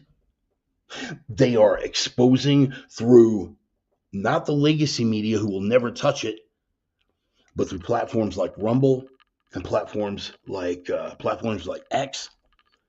They're exposing the truth behind all this. Those emotional arguments don't play anymore. But if we're going to talk emotion, let's talk emotion, shall we? Just for a minute, let's act as if emotional arguments take any kind of precedent over the facts where the rubber meets the road. All the little video clips that they're showing us, the refugees on the border who are crying. Oh, they're crying. They were just about to cross the border, hit their asylum hearings. You remember the app? You remember the app that Mayorkas and his people put together to where people could get on their phones, again, because they're in such horrible conditions. These war zones, these hellholes that they're fleeing from. Only if we call them hellholes, we're bigots. These hellholes that they were fleeing from. It's just all so terrible. So we've got a cell phone with an app on it that would let them schedule their asylum hearing before they arrive at the border. So they go to the border, they get across and say, I have an asylum hearing scheduled. They say, thank you very much. Here's your welfare card. Here's your stuff. Here's your public aid. Here's the NGO who's going to help you. And the, you got 27 kids with you and you're a single dude? Yeah, nothing to see about that. We're just going to march you right on over here. We're going to move you on through and everything. This is the truth of it. But what the legacy media will continue to show to the people who still buy these emotional arguments is the crocodile tears on the border. I don't care. None of us care. And if that makes me a bad person, okay. You're not a good Christian. You're supposed to look at, first of all, don't come at me like that if you're not a Christian. That's my favorite part. The people who have nothing, the people who will, disdain everything about the Christian faith until all of a sudden they need to pull some obscure passage out to support their particular narrative. And so they pull that with control. What about the Good Samaritan? You're the Good Samaritan. You are not a Samaritan. You didn't find these people broken and robbed by the side of the road. You were not a Samaritan. You are a shill for Pharisees and Sadducees. That's what you are. Not only that, but you are undermining your own culture in the process. These people have committed to ending you. Ending you.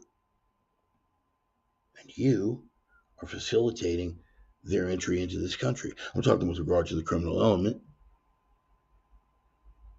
Human trafficking. Let's jump on that for a minute. Legacy media will never touch that either. But now we're getting to hear through platforms like X, and people are starting to wake up because they get sick of being lied to. Wait a minute, I thought you guys told us that these people were fleeing war zones. That wasn't true. I thought you said these were families. That wasn't true. And now the truth of the human trafficking is coming out. You boys ever see what a rape tree looks like? All the panties hanging off of it out there in the middle of the desert. Get comfortable with that, because we are dealing with the realities of the situation now, and we've got grown-ups who aren't going to be swayed by your BS little emotional arguments, because they have emotional arguments that beggar description. They have witnessed parts of hell on earth with regard to the sick depravity and atrocity that can be committed one human being against another. They have seen levels that you can't even contemplate. These are men who are not going to be swayed by your soft little crocodile tears about we're not letting you in. You're going to have to wait and go through the process like everyone else. So sad. Oh, it's tragic indeed. If that's the trade-off for not seeing what these men have seen, teenage girls and younger being repeatedly gang raped just to make it to the border of the United States, where they can then be peddled into the sex trade and be raped professionally. Spare me every emotional argument. When you see the sickness that is behind this, if you want to paint me as a bad person for wanting to pull that element of human suffering out of the equation, I'll be that bad guy all day long. All day long. There is no guilt here. There is no guilt here.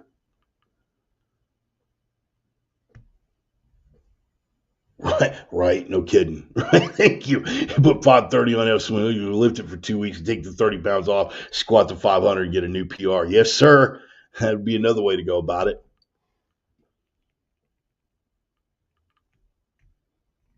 Right. Oh yeah, that's another great one. And then Joey, I like the thread. If you deport us, we're never coming back until Trump is gone. Oh well, we may have to pay a little more for almonds. We may have to pay a little more for avocados. Do you guys find it troubling that it's the same basic argument? First of all, that's the box that you put them in. Really? Because when you sell it to us, it's about diversity and bringing in all the scientists and the engineers. And when it comes down to deporting, you don't talk about all the doctors and scientists that we're going to lose. You talk about the fact that nobody's going to be there to pick your fruit. Made it without an F-bomb. Good. Right. We're already paying a crap ton for eggs, right? Like, how much worse could it get? Oh, you're going to see, bro. You're going to see.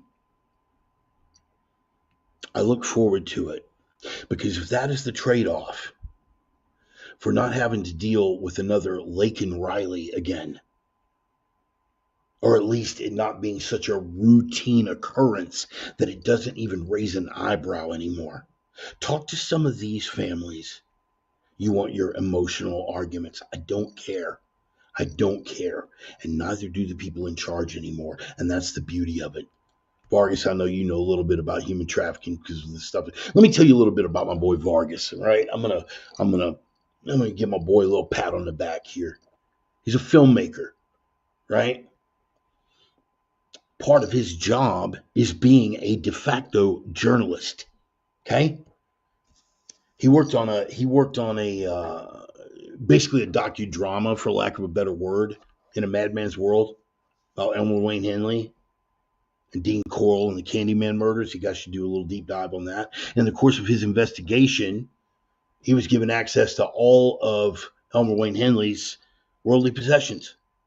And in that, he found a lone Polaroid photo that was the first new piece of evidence on a murder that had remained unsolved for 30 odd plus years, I think, at that point. A victim that was previously unknown was brought to light because of his work, okay? Vargas has been out there. When you're talking about human trafficking, he has been out there documenting this stuff. He has been out there talking to people who are involved in cases that would there's no way to even say that without a tapestry of obscenities. He has been involved in cases that you should probably be really, really thankful you're never going to see. And I'll leave it at that.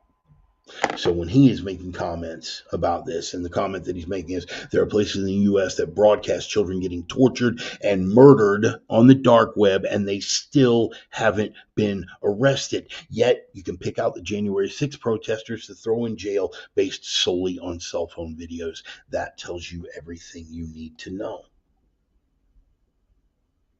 Ignore the evidence of your own eyes and ears. You're not qualified to make a call like that. You're not a subject matter expert. You're not a professional. You're not a doctor. You're not a law enforcement specialist. You're not a psychologist. You're not dealing with these people. No, what I am is a human being that can put two and two together and realize they make four. Put two and two together and realize they make four. Who was the guy that had something to say about it? Oh, yeah, that fella. Yeah.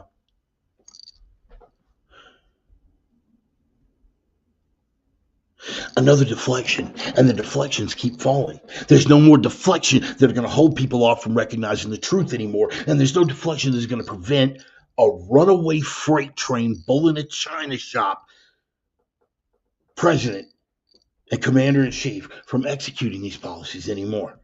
None of it. Before you could deflect, no more. And it's happening all over the world. You guys see what's happening over Rotherham, right? Oh, but that's a 10-year-old scandal. Why is that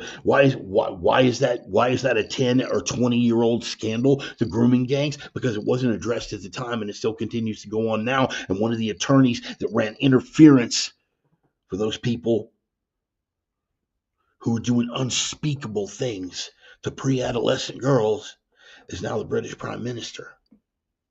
It's all coming unwound. Do you understand? Is every single representative of the deep state some Luciferian minion? No, not all of it. But it's a damn sight of a fact that it's a hell of a lot more prevalent than anyone wants to give it credit for. The truth of the matter, there's your side, there's my side, there's the truth, there's your truth, there's my truth. No, man, there is the truth. The truth. And while we're on that, the way and the light. And that carpenter, that Nazarene carpenter that laid himself out as the truth, the way, and the light, you don't think that he isn't working through people to upset the apple cart? You don't feel a divine hand in this? I'll leave you to it. If you don't, that's totally cool. This is me interjecting. But if you don't feel the presence of a divine hand in this, the fact that the guy who's putting it together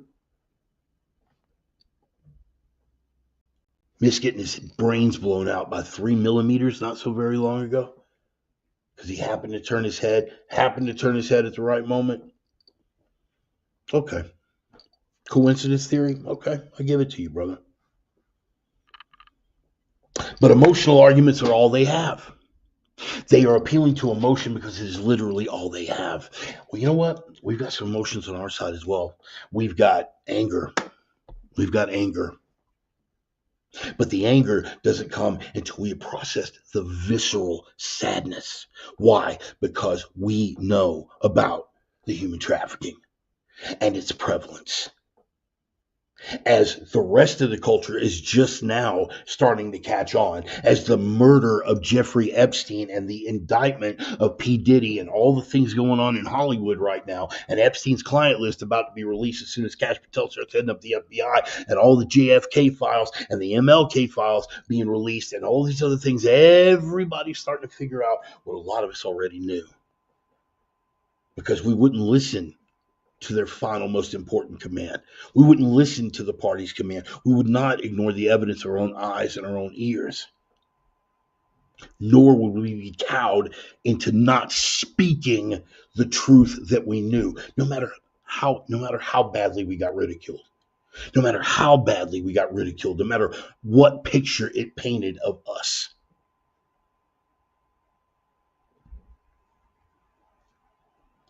We've got troops on the border now enforcing U.S. law.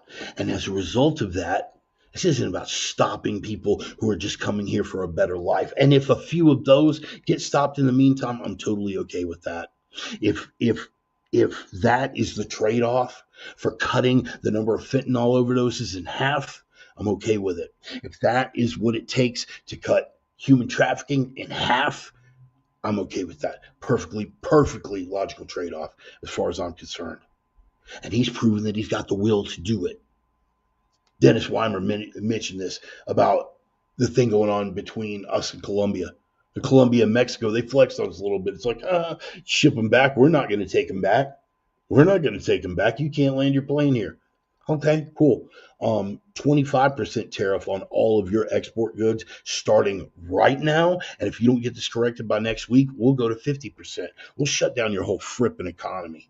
Why? Because we're America and we can. That's not polite. That's mean. That's going outside. It's all 100% legal. It is all a presidential power. It has never been a question. The whole overarching theme of this, it's never been a question of what we are able to do. It is what a certain individual is willing to do. And what each of us, getting back to the discussion that I had with Brother Ryan earlier, people on the conservative side, because we are being cowards. We are being cowards. We are not stepping up. We are not rising to the mantle of our responsibility. And I'm talking about as Christians. I am talking about as Europeans. I am talking about as white Northern Europeans. Is that going to make some people uncomfortable? Good. I'm all right with that. Anything that's going to make you uncomfortable, man, feel free to say goodbye on the way out the door. If I need another friend, I will feed a fripping stray dog. Do you understand? How many of you guys who are listening right now are really going to show up for my funeral? I'm not even speaking to the people that I'm really speaking to right now, because everyone gathered here, you already know. I am just reinforcing that you guys know who you're dealing with. Everybody else seems to have gotten some things twisted up. But I'm going to make it abundantly clear for everybody. And if that short dicks every cannibal on the Congo and hair lips every hillbilly on Buck Creek, I'm here for it, brother. I'm here for it. Columbia says, we're not going to take it? Fine.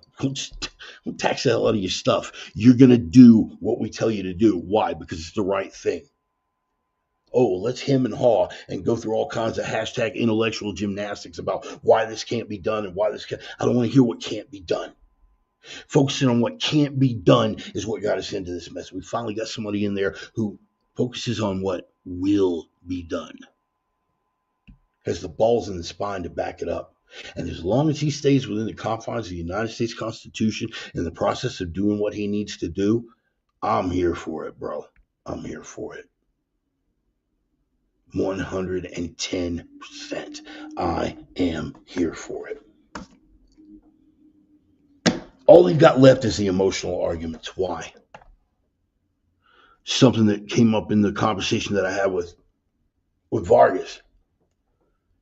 These people need to be afraid. They need. Like you and I need oxygen. They need fear. It's the only way they know how to function. So their media Babylon whores feed it to them, and they take it and they run with it. Mountains out of molehills. And in the meantime, we are dealing with very real, very tangible, easily discernible, easily isolated, easily identified, and easily provable threats to our national security, to our national sovereignty, and indeed to the very civilization that all of these values are laid upon. And we're the bad guy? We're the bad guy. They need to be afraid. Most of them, white liberals, that white savior complex, they don't know what to do with themselves now. Why? Because, as Newsweek pointed out, and this was beautiful, Newsweek pointed that out, you can look it up, Donald Trump's approval rating is higher with black people than it is with white people now. That awful racist, that bigot, who is going to put y'all back in chains, as Biden said. Yeah. His approval rating is higher with black people than it is with white people right now. Why? Because white people are populated by the Stasi Karens of the world and that white savior complex. And they don't know what to do with themselves now because the people that they needed to save, how arrogant is that, first of all, that the black community needs you to come and save them when every policy that you and your ilk have foisted upon the African American community has destroyed them from the inside out, and you think you're going to save them now? How arrogant are you? How clueless are you? But you need the fear, and you don't know what to do with it because the people that you were out to save don't want you anymore. They see you the same way we do, as ridiculous, as out of touch, as unnecessary, and as completely irrelevant. Bye-bye. You can go. Oh, Billy, I forgot you were there. You may go now.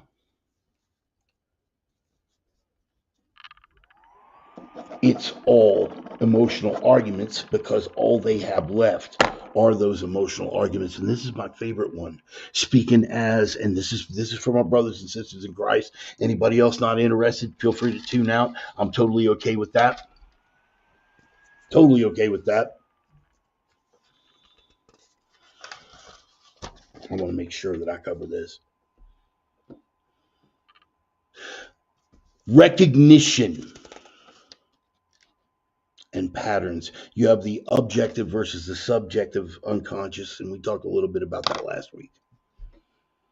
You can lie out of expediency, but you cannot get your brain to deny what is true. If I know Bill Wade, I can't look at Bill Wade and not recognize him. If I know Ryan Jenkins, I cannot look at Ryan Jenkins and not recognize him. If, however, the FBI is saying, we are here to arrest this person, have you seen him? I have never seen that man before in my life. No, this man did that. Do you know this man? No clue, brother. No clue. Good luck.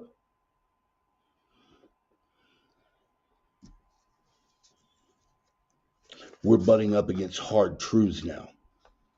And there's pattern recognition that can no longer be ignored.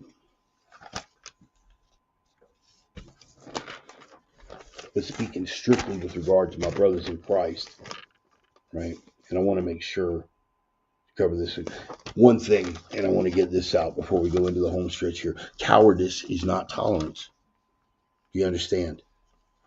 Cowardice is not tolerance.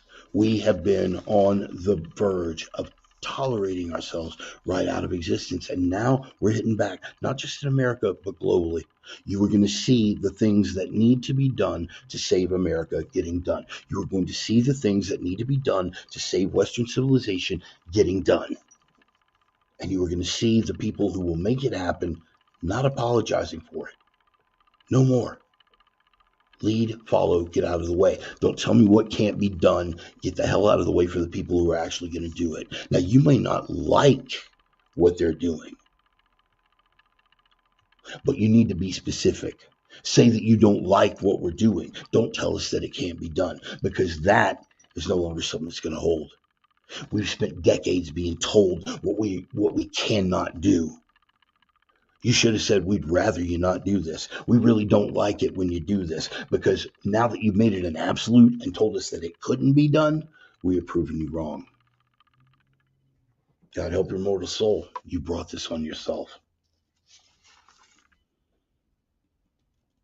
Cowardice is not tolerance. Enabling degeneracy is not loving thy neighbor. This is the whole thing, and I'm getting back to this with my brothers and sisters in Christ. The way they're trying to twist things up and make people uncomfortable, and this is the uncomfortable truth that's really going to rattle a whole lot of cages here. And I'm going to tell you something, man, and Bill Wade will testify to this, and Sonny will testify to this, Ryan will testify to this. Even before I came back to the faith, I was not one to sit by and let Christianity and the church be trampled on as if they were somehow the root of all evil and the worst possible organized religion, that all religions are equally violent, but Christianity is blah, blah, blah, blah, blah. No. You are not a Samaritan, dude. You are shill for Pharisees and Sadducees. Enabling degeneracy is not loving thy neighbor. You are not being a good Christian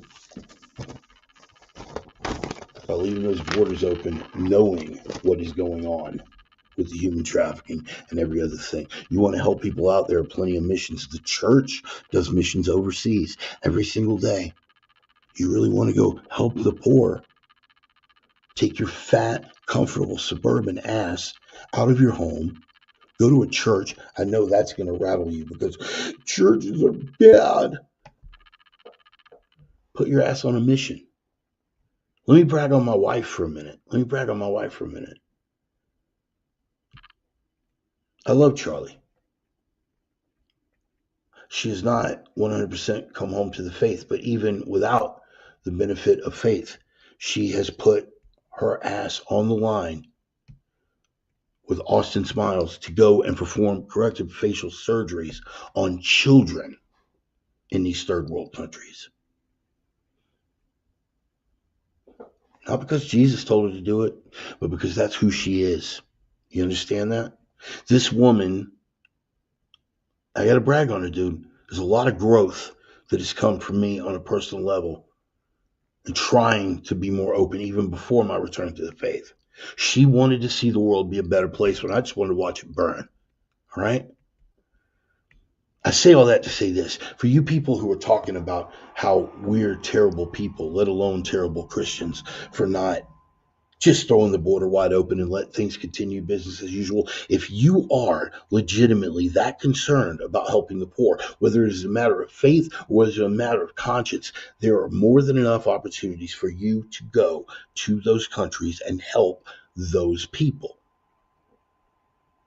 Go. I'll give you a hand. But what we are doing now no longer works, brother. And this is what a lot of people can't get their heads around. Specifically with the Christian faith in this day and age, we are going global, baby. You realize that China is poised to become the largest Christian nation on the face of the earth within the period of the next 10 years if current social trends continue. Do you understand how terrifying that is to the people who should be afraid? Oh, yeah, you're waiting for me to finish that sentence, weren't you? People are troubled. Troubled, they say. Hegseth, let me go back to that real quick. That is the Jerusalem cross. That Deus Vult, both of those symbols are connected with the Christian religion, particularly the Knights Templar, going back to the days of the Crusades. And that, for politicians and media moguls on the left, they find that unnerving. They, what is the word? What are they? They're troubled. Troubled. You can be troubled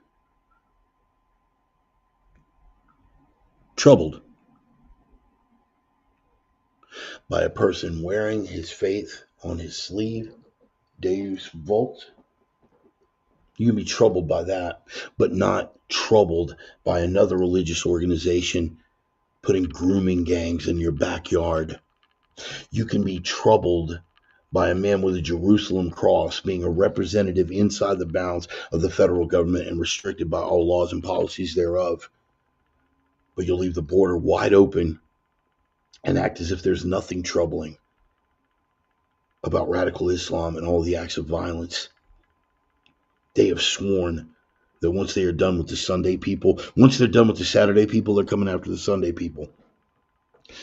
But you can't be troubled about that, or at the very least, you can't speak that you are troubled about that.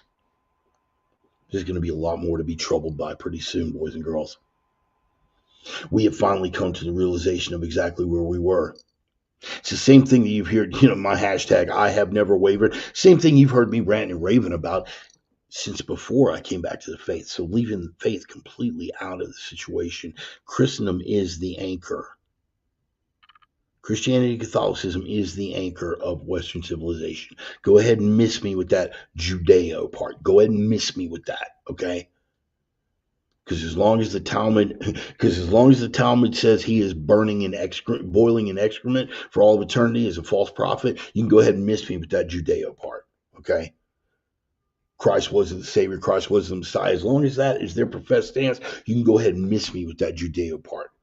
Christianity and Catholicism, the root of Western civilization. Orthodox Christianity. Thank you to all of my Orthodox brothers and sisters in Christ. Deacon Mark, feel free to jump in and give me an amen if you're feeling it. They are the smallest of the Christian denominations right now. How many, what do we got, 20 million? 20 million, 30 million, Mark? Fact check me on it. Meanwhile, we got 1.5 billion Catholics. We got almost we got 750 million Protestants, I think.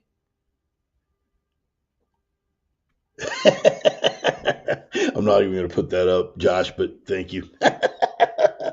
Orange is the new black. Here's my deal, bro. Even if you don't walk in the faith, When you are part of a civilization that was created with the spiritual roots in that particular faith, you had better take some interest in the preservation thereof. Do you feel me? Maybe you're not a Christian. So when the Muslims are done, when Jihad Johnny is done with the Saturday people and they come for the Sunday people and they show up, I'm sure that'll be a great comfort to them. When you go, oh, dude, I've never been a Christian, bro. Oh, no, no, no. I've never been a Christian. I mean, dude, I'm all about some Palestine from the river to the sea, brother. I'm sure they're going to have mercy on you, especially if you're a woman. Y'all better get with the program. We finally came to the realization on an individual level and now by all evidence available as a culture. We have come to the realization that we are up in subdue and die time right now. And we have taken a look at every major cultural indicator of how you guys are willing to treat us if we lose. We have seen the beheadings. We have seen where the hell, first of all, did ISIS come up with a PR department and a propaganda ministry? We have seen guys soaked in acid. We have seen women set on fire for refusing to be sex slaves to the pedophile prophet. Oh my goodness, did he? Yes, I did. So, Jihad Johnny and your Muhammad minions out there, I'm easy to find, Sparky. I'm easy to find. I'm absolutely your worst nightmare, brother. Absolutely your worst nightmare because I'm the guy that takes it seriously. I'm not a milquetoast Christian. If I'm supposed to get my throat cut, the last word that's going to leave my lips is going to be the name of my Savior, my high tower, my deliverer, my fortress, and my hiding place. Christ will be the last word that I speak. And I'm willing to die on that hill.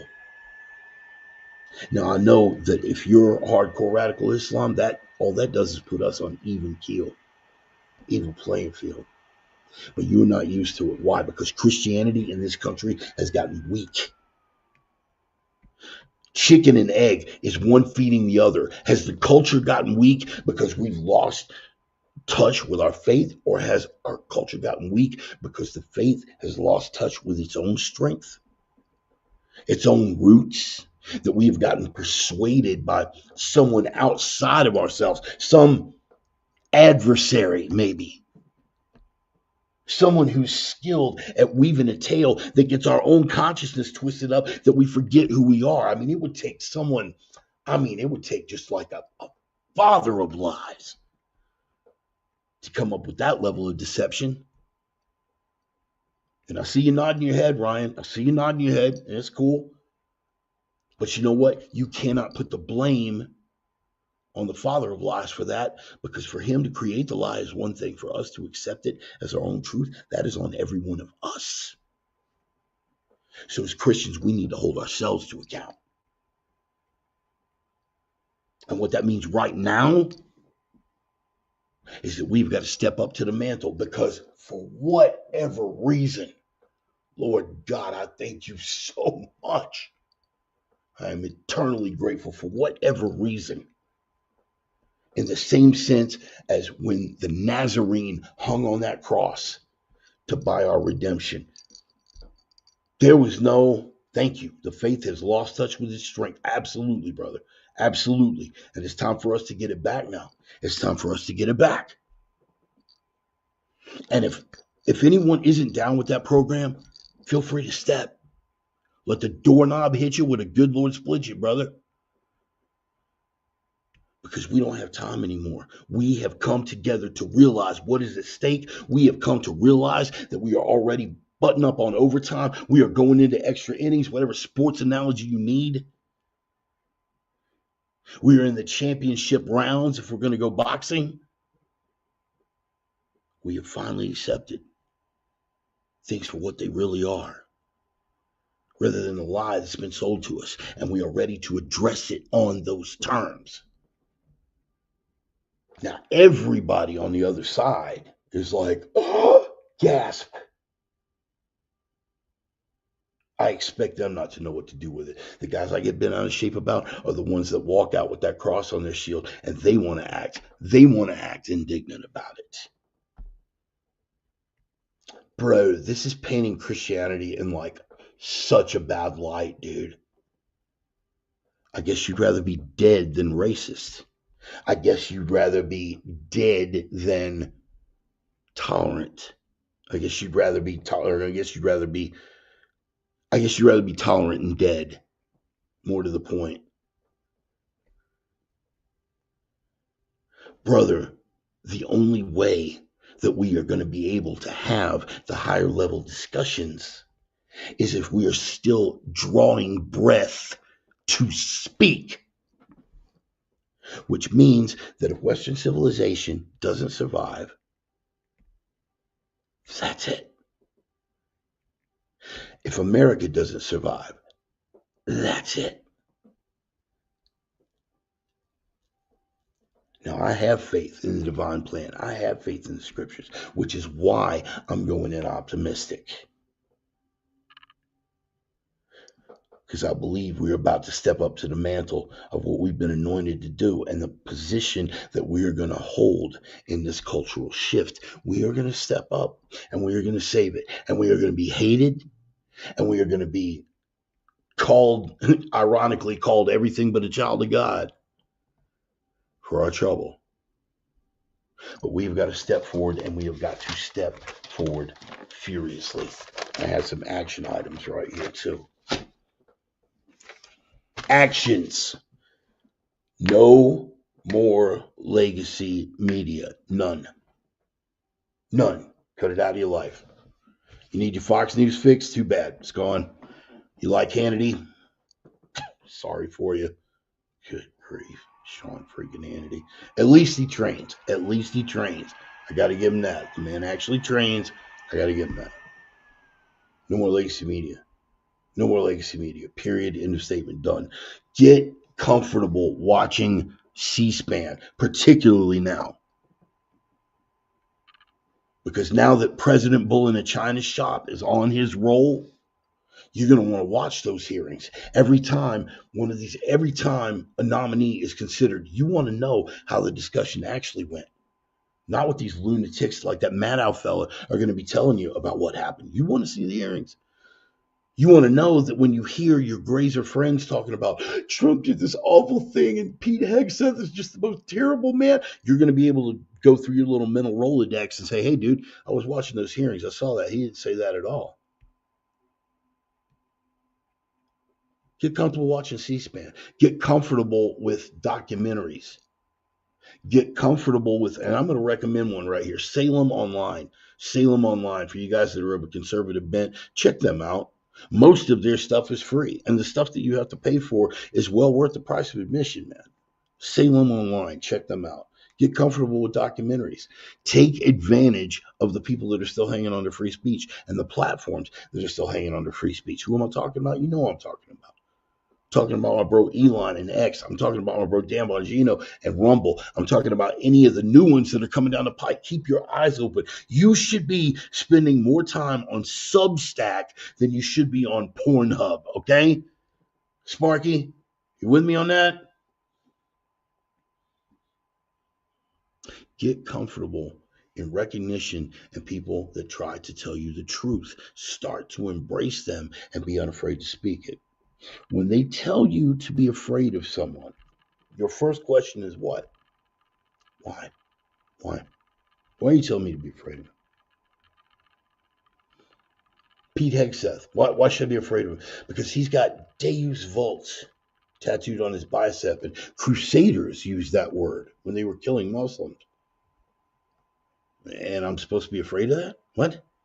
He's got We the People tattooed on. Wow, man. So he's got the founding document of the United States inked into his flesh. I'm supposed to be afraid of this guy. Why? When people tell you to be afraid of someone, when people tell you that anybody coming down the pike is bad, the first question out of your mouth should be why. And you better ask that question, and you better do a deep dive and be ready to articulate it at a moment's notice, or at least a 5-minute diatribe. And if you are not at that level, you need to sit down and shut your frippin' mouth. because you have not earned the right to an opinion. But this is your third action item. And again, I've got out of character for myself tonight and started working on my notes last night because I wanted to make sure I covered all the important bits. But this is your third and final admonition. No more fear. Period.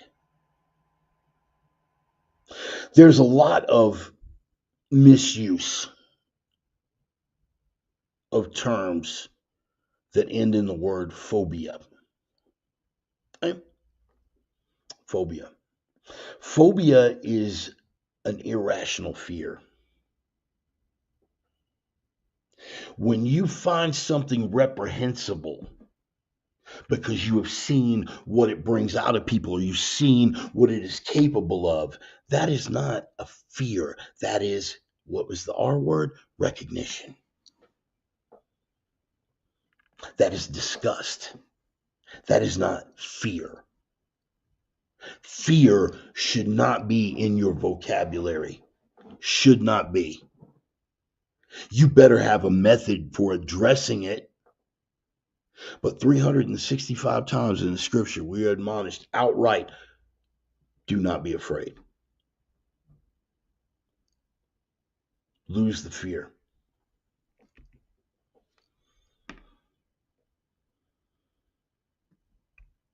Don't be afraid to speak uncomfortable truths. What is at stake here? You speak an uncomfortable truth that you know to be the truth, that you were admonished by scripture or admonished by your own personal, deep conviction, morally, ethically, or for whatever reason. And you were afraid to speak that truth because you might lose your friends, you might lose your job, a family member might suddenly not invite you to Easter.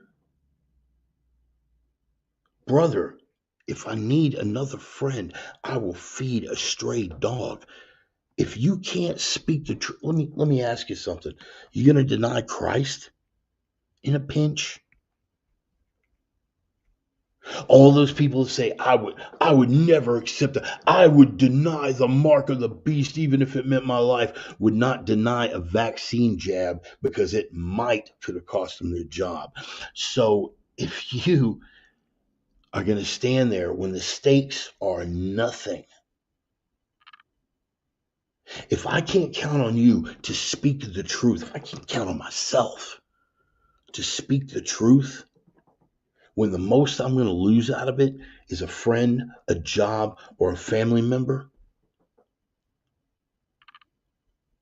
do you think you're miraculously going to be able to step up and speak the truth of Christ when the guy's standing there, Jihad Johnny, with his Palestine flag and his big long knife, and you just watch him take off one of your buddies?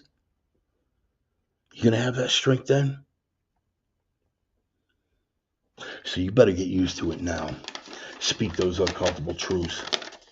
And as you decide which of those truths you're ready to carry, please recognize that for the first time in decades, we are winning. For the first time in decades, God has seen fit to spare us, even though we didn't earn it. He has seen fit to give us this shot. You had better treat that like the precious gift that it is, and you had better act accordingly. And if you do not, you deserve every horrible thing that befalls you. That is my admonition to the Christians and the conservatives. My admonition to every one of those on the other side who want to cry and piss and moan and continue to push back against all these things that you couldn't possibly understand because you think it elevates you somehow morally. You sanctimonious virtue signaling. To you, I have this admonition. Move. Move. Because we are taking it back. With you without you, or if necessary, over the top of you, we are taking it back. You are about to find out just how committed some of us are to this premise. And you are about to be tested in how committed you are to yours. And I promise you, where the rubber meets the road, my friend, you are the one who is going to be found lacking. You serve your own ego. I serve the risen Christ. You want to lay odds? Put your money on the table. I am the Reverend, and that is the gospel. We'll close with a prayer. I love you guys. Love you guys, man. Thank you for being here. And I didn't even get a chance to tell you about my church here in Nevada. I won't save that for next week. Lord God, I thank you. Lord God, I thank you for this morning's ministry at Livingstone's Church. That was powerful. That was powerful. I went in ready to receive, and you had something for me, like I knew that you would, Lord. Like I knew that you would. I thank you for that. I thank you for every time you deliver it to me in a way that that even with my thick skull, I have to understand that was for you, Mr. Stewart. That was for you. Thank you for that. Thank you for being direct. Thank you for not making me jump through the hoops to try to figure things out, but when I do, for giving me the discernment to come to the correct conclusions, Lord.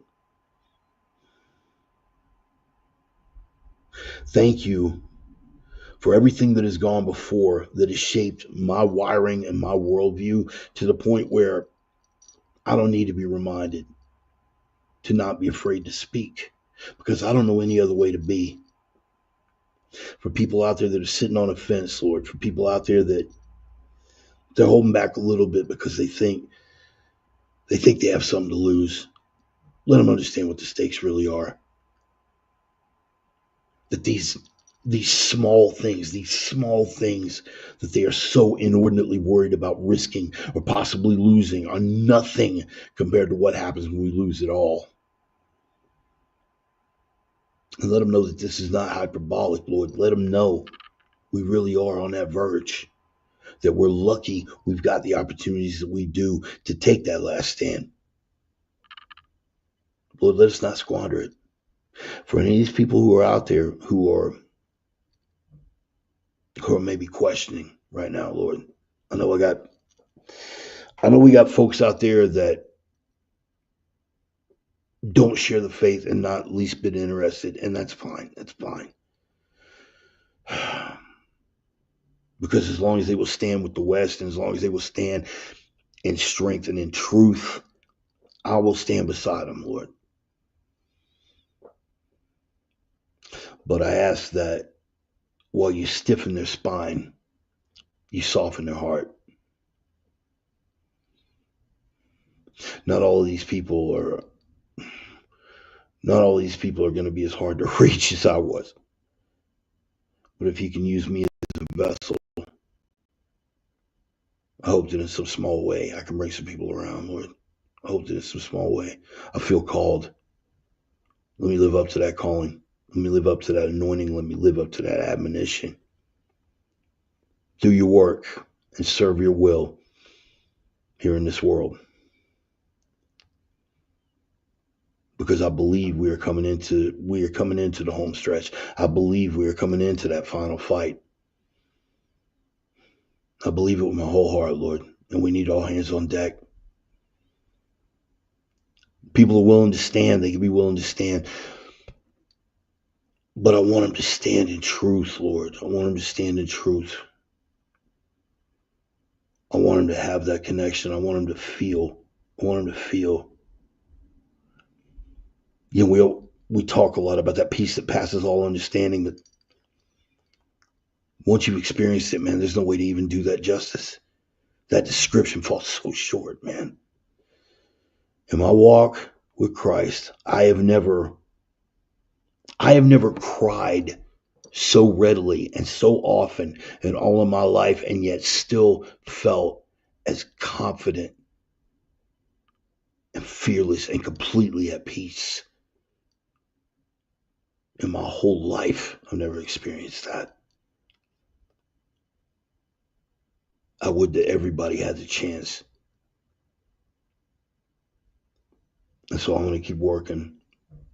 If you can help me deliver them, Lord, I'm ready to bring them home. In the meantime, I'm ready to get them ready for the fight. Chin down, knuckles up, Lord, omnia ad regnum, all things for the kingdom, all things for the kingdom. May your love and your protective hand be over each and every one of these guys in my circle. Whether they're walking in the faith or not, be with them, Lord. Be with them. Help me to bring them home. Pray these things in the name of the risen Christ, whose blood bought my redemption and whom I ever serve. Amen. Love y'all. It's hard to cross myself with that torn rotator cuff. I come out this way. Mark, if you're still, Deacon Mark, if you're still there, I come this way, like Father, Son, and the Holy Ghost. Holy Ghost. Ouch. I love y'all, man. Listen, if there is, yeah, bro, and I'm with you on that, man. I'm with you on that. How many times have we had? Oh my goodness, the conversations that me and Ryan have. Oh, the conversations that me and Ryan have. I love y'all, man. I'm gonna pass around that little digital collection plate. If anything that I've said you find helpful or touched you or helped shape your way of looking at the world or gave you an aha moment or anything like that, you want to kick me something down, that would be beautiful, man. I'm on PayPal, I'm on Cash App, I'm on Venmo, I'm on all the good stuff. But I understand some of us are still hurting from the last 4 years, and right now, 5 dozen eggs are still $36 here in Winnemucca, Nevada. So if you're up against it, man, believe me, I get it. It's cool. We're gonna go out with a little clutch. We always do the best version of Fortunate Son that has ever been recorded. You can disagree with me, but you're wrong. In any case, man, if you can't afford to kick down, I totally get it. It's not a big deal. Here's what you can do for me, though. If you know somebody who might be interested, tell them about the program. Post it on your own social media presence, your own Facebook page, whatever it is, man. Tell them about it. Say, hey, man, weirdos, fat, toothless, crippled crane operator with some opinions gets on a rancid raves for an hour or two every Sunday. You might be interested in the program if you're a like-minded or kindred spirit. Tell them about it, man. We'd love to have them out. Extend that reach a little bit. Here's what you can do. Independent of what you can do for me, this is what you can do for yourself, man. Stone, if you're here, go ahead and give it to them. Go ahead and give it to them. Hashtag live the three, baby.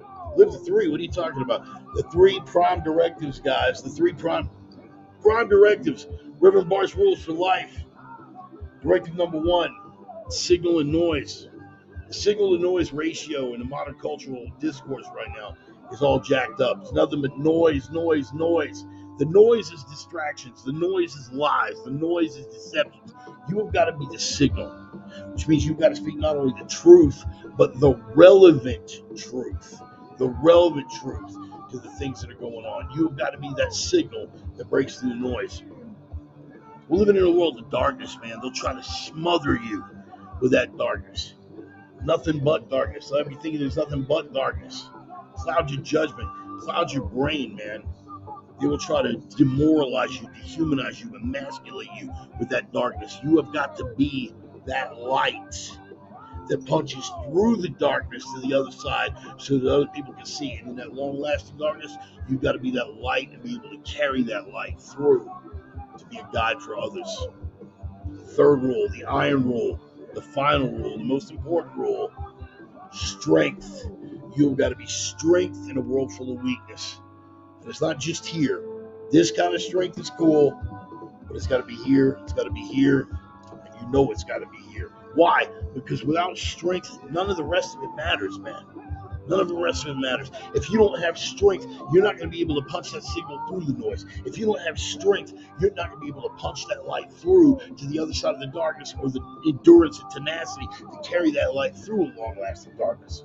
So strength above all. And when you pray, strength clarity and discernment, because the deceiver is always working, and sometimes he'll let you trip yourself up.